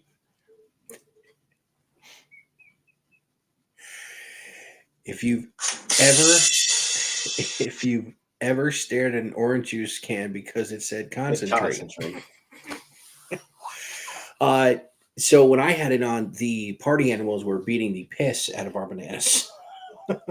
It was 2 points to 2 points in the fifth, and it was 4-0 in the fifth for the party animals. That reminds me, after I get done tonight, we now have week 4 of cage ball, and I think the eliminations can start today. Oh, yeah, I'm pretty sure King of Juco got ousted. It was King of Juco against Team Bowler outage. Yeah, I think loser goes home, or loser's eliminated. I just love all the collusion that's going on. But I find that hilarious. It's just funny is that baseball is 19 days away from starting, and here we are talking about dumbasses in a batting cage, and the greatest show on in baseball. Grass. Yeah. Speaking of Bauer, he is pitching for a Japanese All-Star team against the Dodgers in a B game next week. Good. This is a showcase game for him then. Listen, we have made fun of Trevor, and I'm going to put this out there, and I think you agree with me on this. We have made fun of Trevor Bauer. We have taken shots at him. We have renamed him Captain Underpants. We have done all those things, and then it came out that this broad lied. So I'm going to say this right now, and I'm going to speak it hopefully into existence. I'll take him. I will take him in that Met rotation while Kodai Senga's out. I will take him in that rotation when Kodai Senga's back. Because remember, the Dodgers are on the hook for $40 million. You're only paying him for the minimum. I think whoever gets him is going to get a very strong third or fourth starter in their rotation. I would say a strong 2, to be very honest with you. I think Bauer's still a 2. Between the 2, but realistically, you have to go in thinking he's going to be a back end. That's a hell of a back end to have. It would be, but I mean, teams are pretty much already lining up their first, He'll start the year in the minors. 2 aces. He'll start the year in the minors because he's got to get back on the every 5th day. Because remember, in Japan, you only pitch once a week. Right. That's why you see all the Japanese pitchers have arm injuries. Senga dealing with his basically tired arm. Ohtani is got the big elbow. Do you see the scar? Yes. Yo, he's stem to stern. I You know mean, what it's there's a part of me that would like to possibly see because they did a really good story on ESPN. I don't know if you read the whole thing. I can't remember who wrote it. But Chris Sale possibly coming back to form with the Red Sox this year. I Sale would was traded to the Braves. That was it. That was it. I would not object to possibly a Bauer joining something like that or possibly going to Boston. I would rather see Bauer in Boston. Very selfishly, I'd rather see him in New York. I don't think he would be as big of a media attraction as people think he would be. No one cares anymore. It came out that she lied. It's out there. All wrongdoing has been taken away. He's being blackballed now, mostly because he's a douchebag. But again, he's an entertaining douchebag, Yeah, and which is he's a good pitcher. Speaking of entertaining douchebags, did you see DeGrom, Scherzer, and Verlander are all starting the year on the IL, which means the Mets are going to be on the hook for less money? for now. No, for good. Part of the trades, they got to hit certain inning thresholds for the Mets to pay it out, and neither one of them are forecasted to do it. Yeah, but there's no salary cap, so what does it matter? It matters that now they'll have that much more in the budget next year because, oh, yeah, by the way, Juan Soto isn't sold on staying with the Yankees. Of course, it's the Yankees. They haven't bought a title in over a decade now. Scary how the Mets have been to the World Series before the Yankees.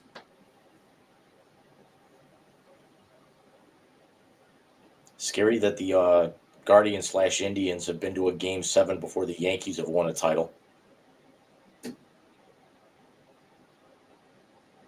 And I'll No say it argument. again. No argument.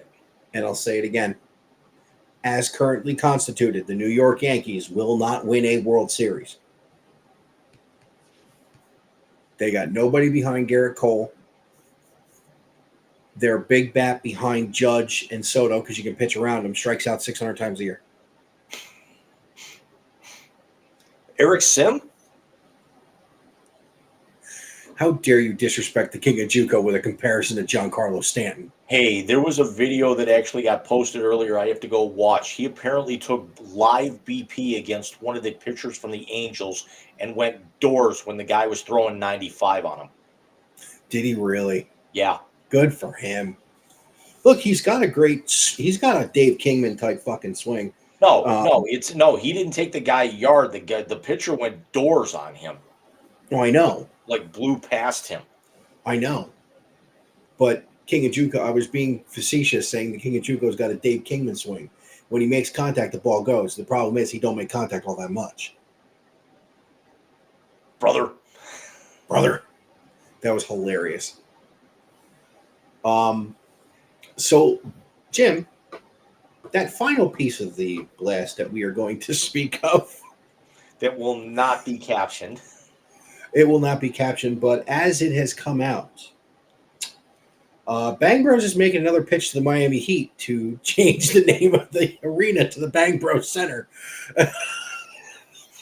Get the fuck out of here. You want to hear something funnier? Did you see Lance Lynn got run by Angel Hernandez in a spring training game? Yes. Yep. First game back with my Cardinals, and he gets run. I can't even. You see what he did, though? He went out to the bullpen to throw because it was a spring training game, and Angel told him he couldn't do that because he got run. He fucking strolled through the middle of the field. I'm like, Lance Lynn, you win, my friend. You fucking win. So, yeah, the blast was quick tonight. Of course, we cut one topic because we do want to talk with Patrick about that. We will come back around to the Cavaliers when Patrick's here again, probably in 2 weeks. And we'll get into why in 2 weeks after band practice. And that one topic that was cut, we alluded to it last week. If you want to see more about it, go watch my commentary over on the Sports Note. Absolutely. Stinger went through 3 tables and a pane of glass last week. And a partridge in a pear tree, apparently. And Darby joking after the cameras cut off of going to the hospital after taking a swan dive through 6 chairs and a pane of glass himself off a 20-foot ladder in one of the sickest bumps I've ever seen. Still not the top of the Hell in a Cell, but pretty damn good. Pretty damn good. Pretty damn good, yeah. But do you want to know what my 3 biggest favorite bumps of all time are that I've seen people take? One, Mankind off the top of the Hell in a Cell is number fucking 1. 1A is the mid-air fucking spear that Edge laid on Jeff Hardy hanging from the belts in the ladder match. Or in the TLC 2 with the Dudleys, when apparently they came up with that the day of the match. Yep. Bubba's just going to take the ladder away. Well, what am I going to do? You're going to hit him. Okay. By the way, he was phenomenal in that Percy Jackson show. He was. Phenomenal. From what I've heard, he was. He was amazing. And Walker Scobell, the kid who played young Ryan Reynolds in the Adam Project, chef's kiss. Fucking great. And you haven't lived until you've heard him do the monologue from Deadpool 2 in front of Ruffalo and Jennifer Garner and Ryan Reynolds and the director. Third bump? Third bump would have to be oh, I know. Foley getting chokeslammed through the fucking cage in the same Hell in a Cell match. Where the chair Think about that. Face on the way down. Yeah. Think about that. Foley went off the cell, climbed back to the top, and then got chokeslammed through it.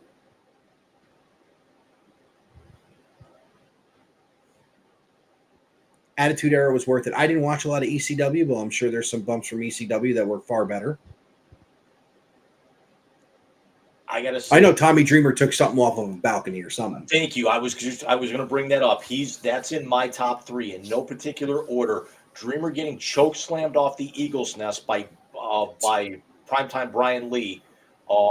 Actually, no, that one's an honorable mention because Dreamer knocking Brian Lee off the scaffold in high incident through the 3 tables back in the ring, knocking Brian Lee unconscious. The Darby one is definitely honorable mention. I have to go all the way back to Combat Zone Wrestling, Cage of Death 5, over a decade, almost 15 years ago. Lobo giving 2 heel managers, a Death Valley driver off the top of a cage to the table on the floor.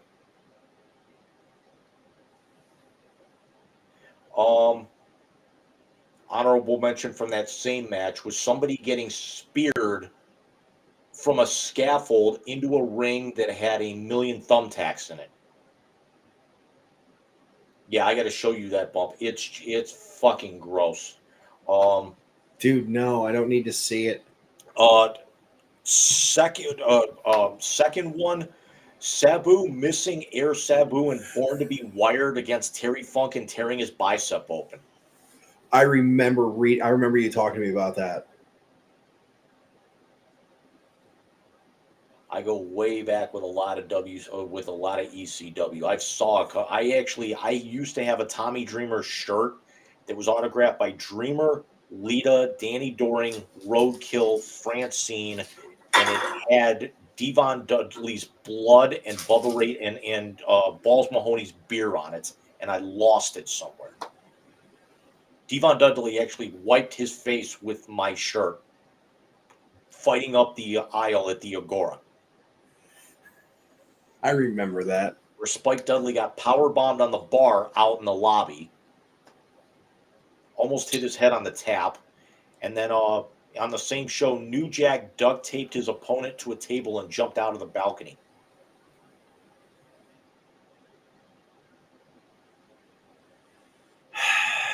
That was probably the best spot I've ever seen live. God, there's got to be a third one in there because there's so many.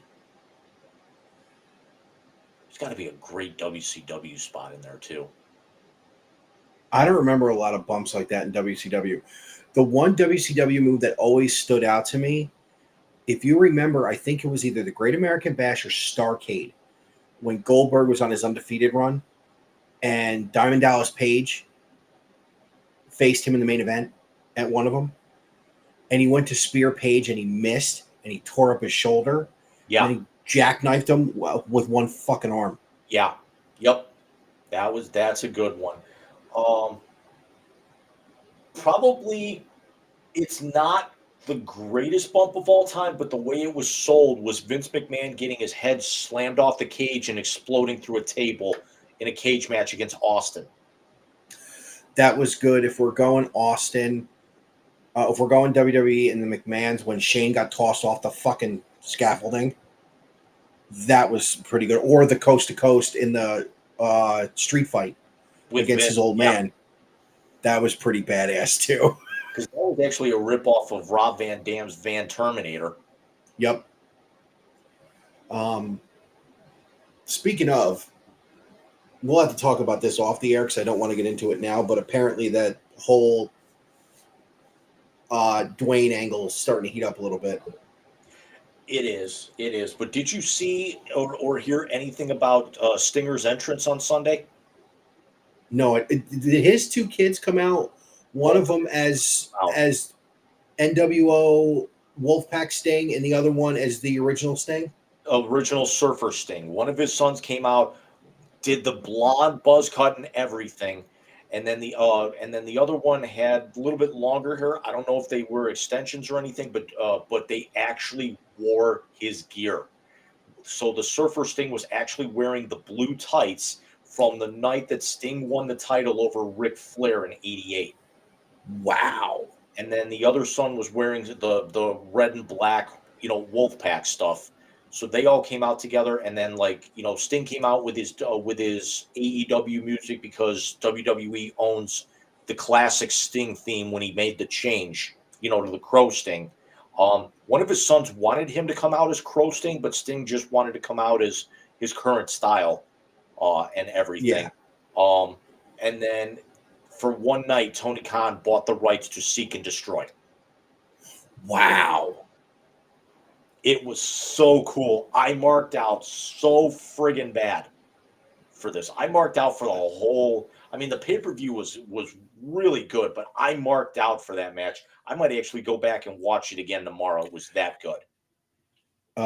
Couple we met when we came down here for Stephanie's cousin's wedding in 2016 were there. They drove up to Greensboro to go. Wow.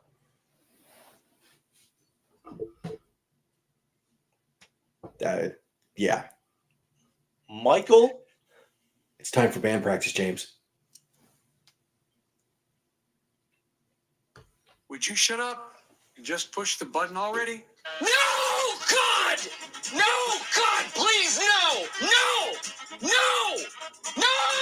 It's the YZ Translator on the Wise Guys Sports Show. I'm forever unclean. Yes, ladies and gentlemen, it is the YZ Translator, the favorite segment of the night, because as I've told you before, it's the last segment of the night. So, James, if you would please unveil our caption for the evening.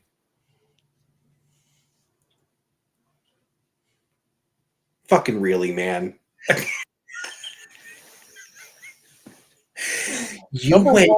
Number one, it's true. And number two, on a personal level, it's an ode for me to one of my favorite bands, Psycho Stick, whose bass player, Matty Moose, is actually leaving the band.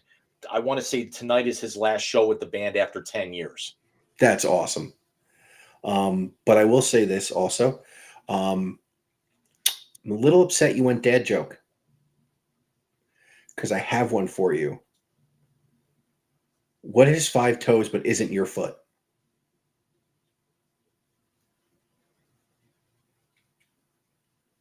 My foot.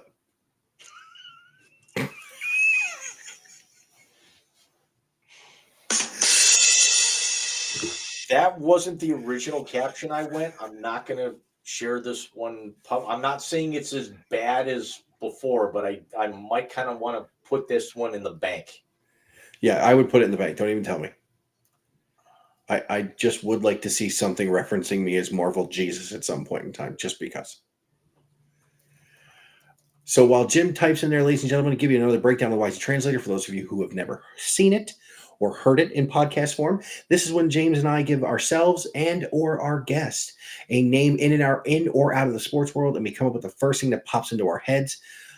Last week we had a Pornhub version of it as John Rice decided to talk about Mr. Shanahan getting fisted.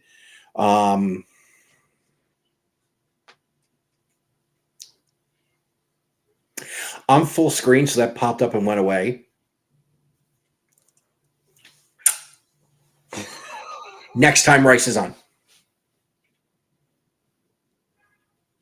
And I hope you understand the reference.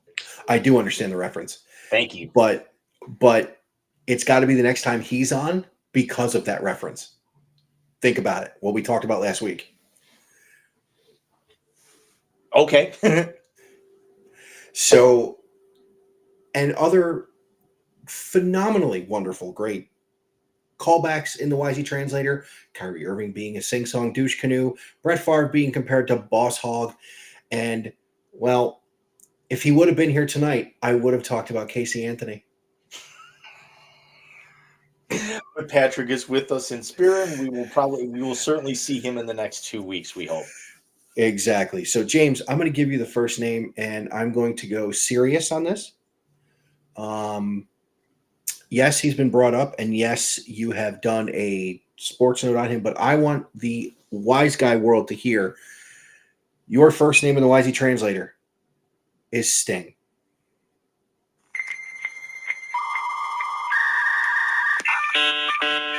For my money, he's definitely, his face is on the mountain. He's the greatest to ever come out of WCW, and that includes the Nature Boy.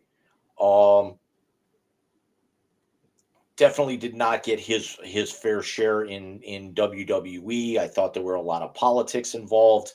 I love the fact that he came back from that career-ending injury and had a great 3-year run in AEW.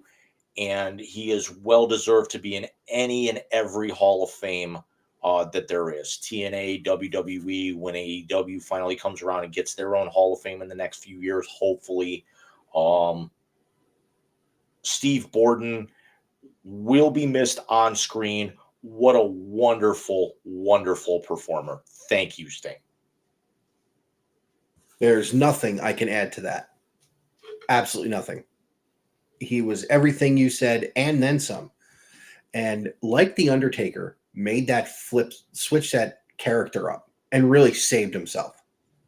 Yeah, I brought it up in the sports note, is that think of everywhere he really went. He went Surfer Sting, then he grew his hair out. He was still Surfer Sting, and then you started seeing him kind of get a little bit darker. The NWO comes in. He goes full-on Crow, doesn't talk on TV for 15 months, and is still the one character you have to tune in for every single week. Now, granted, with the way that they botched Starrcade 97, like him and Hogan finally in the ring, how the ending of that got botched was starting to be the downfall of WCW. Keeps the vigilante character, goes to TNA after WCW closes, comes out with the Joker persona halfway through based off of Heath Ledger's character, reinvents the entire character, some of the best work of his career, even as a born-again Christian, at that particular point in his personal life, comes into AEW as the vigilante and just has a wonderful run. 29-0 to end, retires with the tag titles, has a great run with Darby Allin the whole time, even came down from the rafters, not last week, but the week Saw that.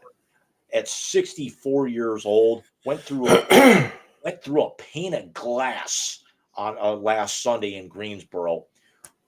What else can you say about the guy? He could tell a story. He could mat wrestle. He could high fly. He had power. He was basically the wrestling equivalent of a 5-tool player.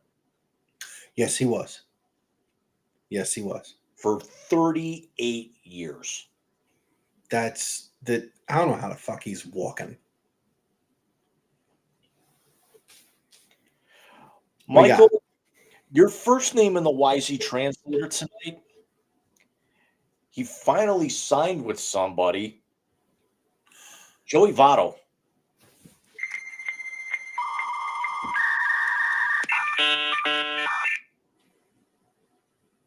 The closest thing to Keith Hernandez I've ever seen. Not only because he's a Gold Glove first baseman, he is the most clutch hitter that you could ever possibly see. The dude is entertaining. Did you see the pictures where he was doing like the Keanu Reeves meme? He was sitting on a park bench eating a sandwich. His glove and a bat are at his feet. But let me tell you something. If he was going to go anywhere but Cincinnati, that's the perfect spot. Because the ovation he will get if he makes the opening day roster in his hometown will be off the charts. Although the one thing I'm always going to remember for him was when he yelled at that fan who actually interfered with him catching a foul ball. Of all the great things that Joey Votto's done over his 20-plus year career, that's the one that's always going to sit with me for some reason. Because it shows up every highlight like compilation or something that you see on YouTube. Agreed. The one that will stick out with me with him is a few years ago, Cincinnati's at Citi Field. And every now and again, the SNY booth, they'll send Hernandez into the stands. They did one. Keith Hernandez has his own like restaurant theme place in Citi Field. Yeah, Keith was tending the grill one night. And of course, it's Keith because it's Keith. Hernandez is sitting behind the home plate, and he goes, "Joey, move over. I can't see." Votto moves over, comes over, and like pays respects like he's the Godfather. I mean, it's Hernandez. It's, you know. But Joey, honestly, in all kidding aside, Joey... Exactly. Joey Votto is the closest to Keith Hernandez that I have ever seen. And his friendship with he played for the Tribe and the Cincinnati, the second baseman. Brandon Phillips was so good. I wish they would have let him stay in Cincinnati because that young team could have used that veteran presence, but go to Toronto, play 1 year, hang him up, and then go to Cooperstown. Yeah. James, I have a second name for you, and it's one that could bring the hilarity. James, your second name in the YZ translator is Russell Wilson.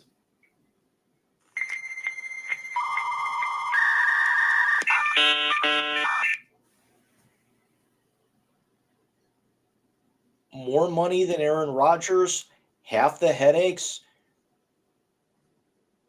and at least won't pop an ACL on the first play, regardless of where he's going. In fairness, Rodgers popped his Achilles, but did you know he is actually an investor on the company that now has the naming rights to the stadium in Pittsburgh? Oh, jeez. Dude, McAfee and the boys had a field day with it. They're like, he owns the stadium. Why not come play here?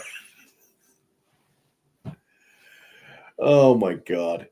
I don't know what's going to be worse, as Browns fans next year when we're coming, hearing out of that city that smells like TJ Watt still whining, the dirtiest player in football, Minka Fitzpatrick, still there, and their first game matching up after Chubb comes back or whatnot, or the fact that we got to hear Russell Wilson this, Russell Wilson that, Russell Wilson this, Russell Wilson that the entire season until it blows up in their face.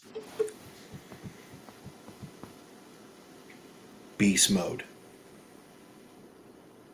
Because it's all bullshit.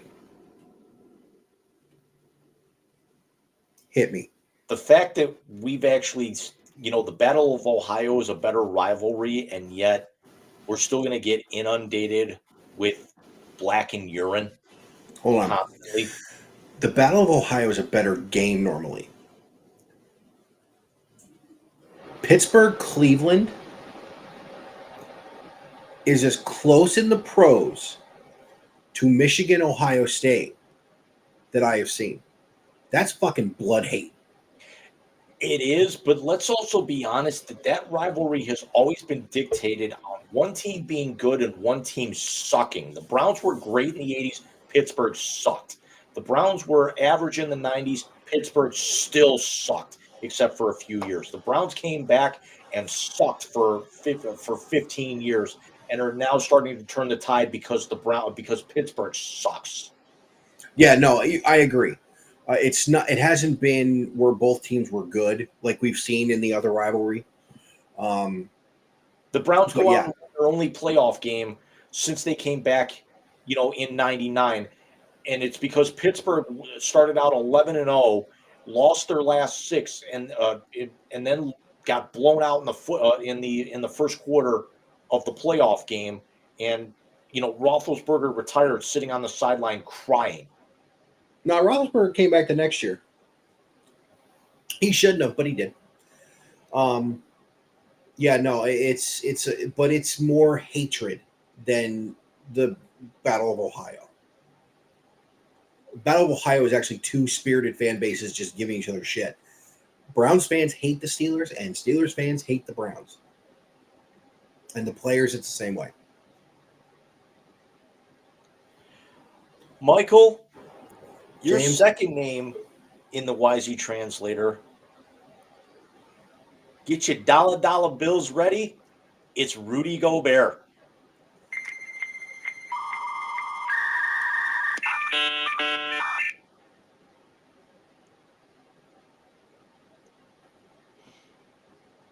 How fucking stupid do you have to be? I mean, that's an honest question. Did Draymond cut off too much oxygen from his fucking brain? What is going on? How do you throw that gesture in front of the official, knowing that if you get teed up, you foul out? How do you do it knowing you're sending a team to the line that can tie the fucking game?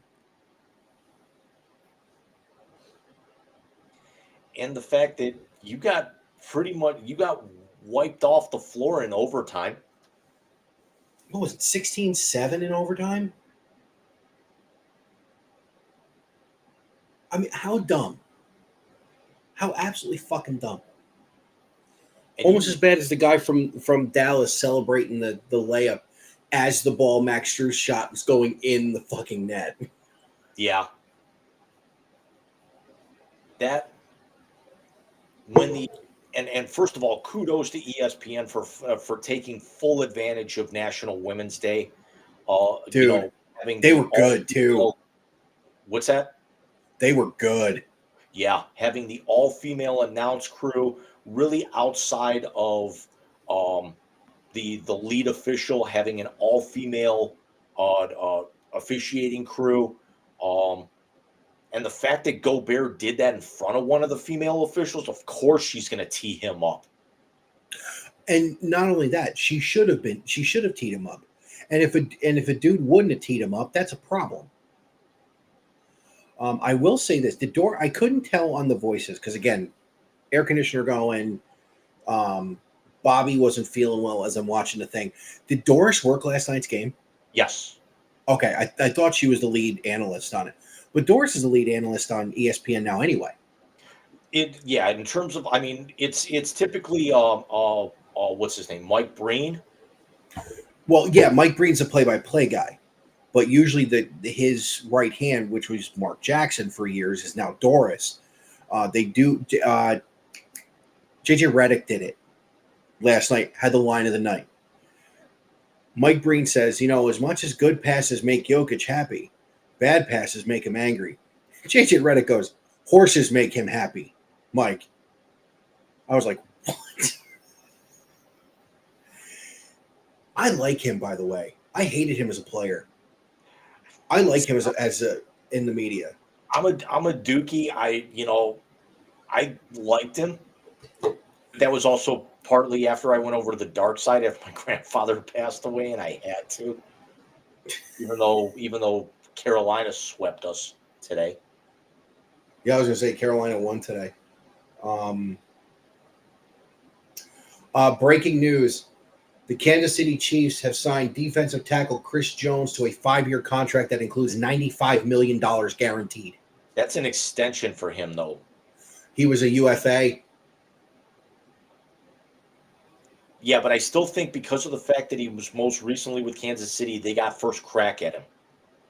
Well, yeah, and Chris Jones would be stupid not to stay there because Yeah. they're gonna upgrade the wide receiver core.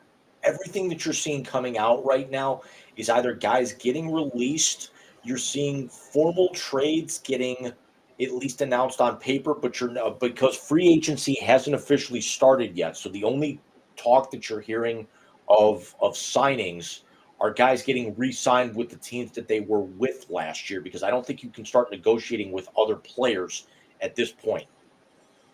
No, you're absolutely right. Also, Tyler Lockett restructured his contract with Seattle to free up some saw cap that. space. Zach Ertz takes the 1-year deal. I want to say go to Washington. Yep. Who's going to draft a quarterback? So speaking of drafting a quarterback and the upcoming things Wise Guys are doing, next week is a special Sunday night episode.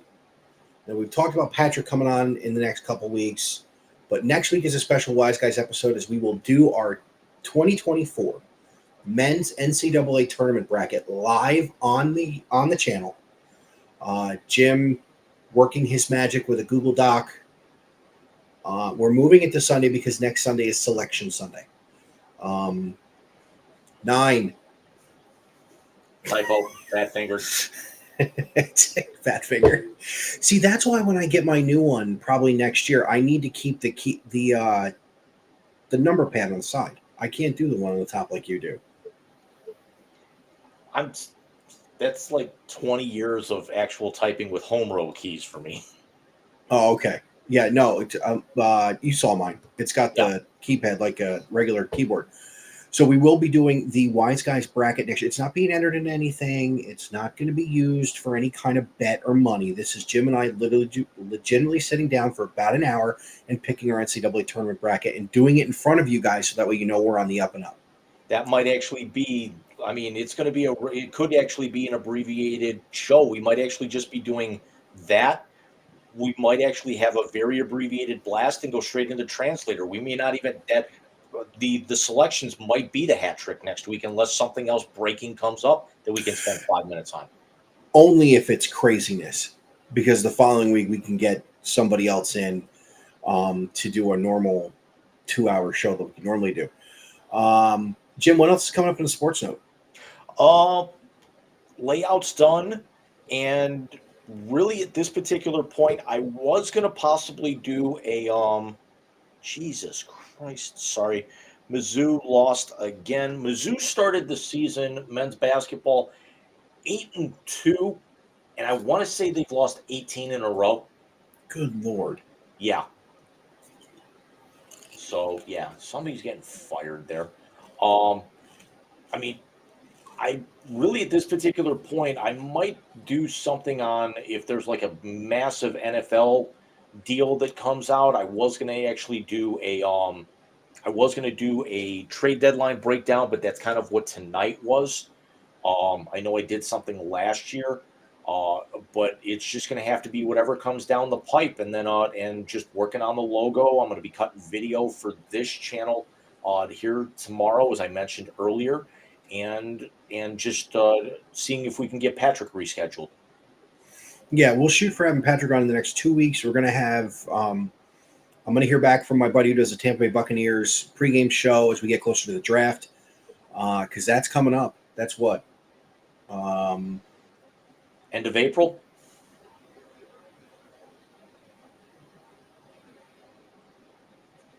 I want to say April 25th.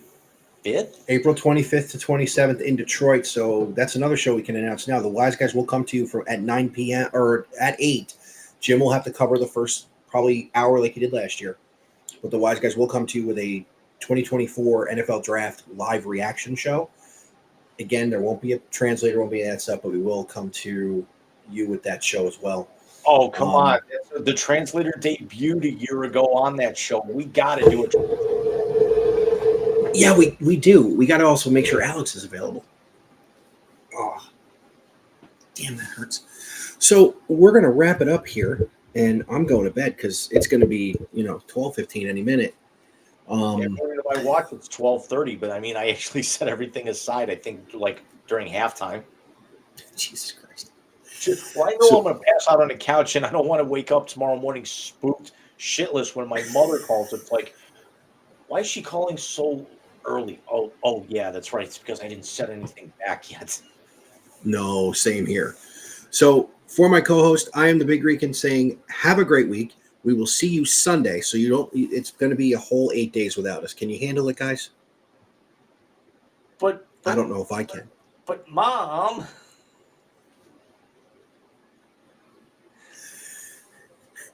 Do the Cartman voice for that one. It would have been better. No, because I'm not talking about pot pies or respecting authority.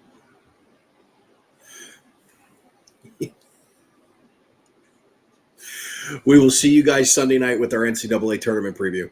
Everybody have a great night. We'll talk to you next week.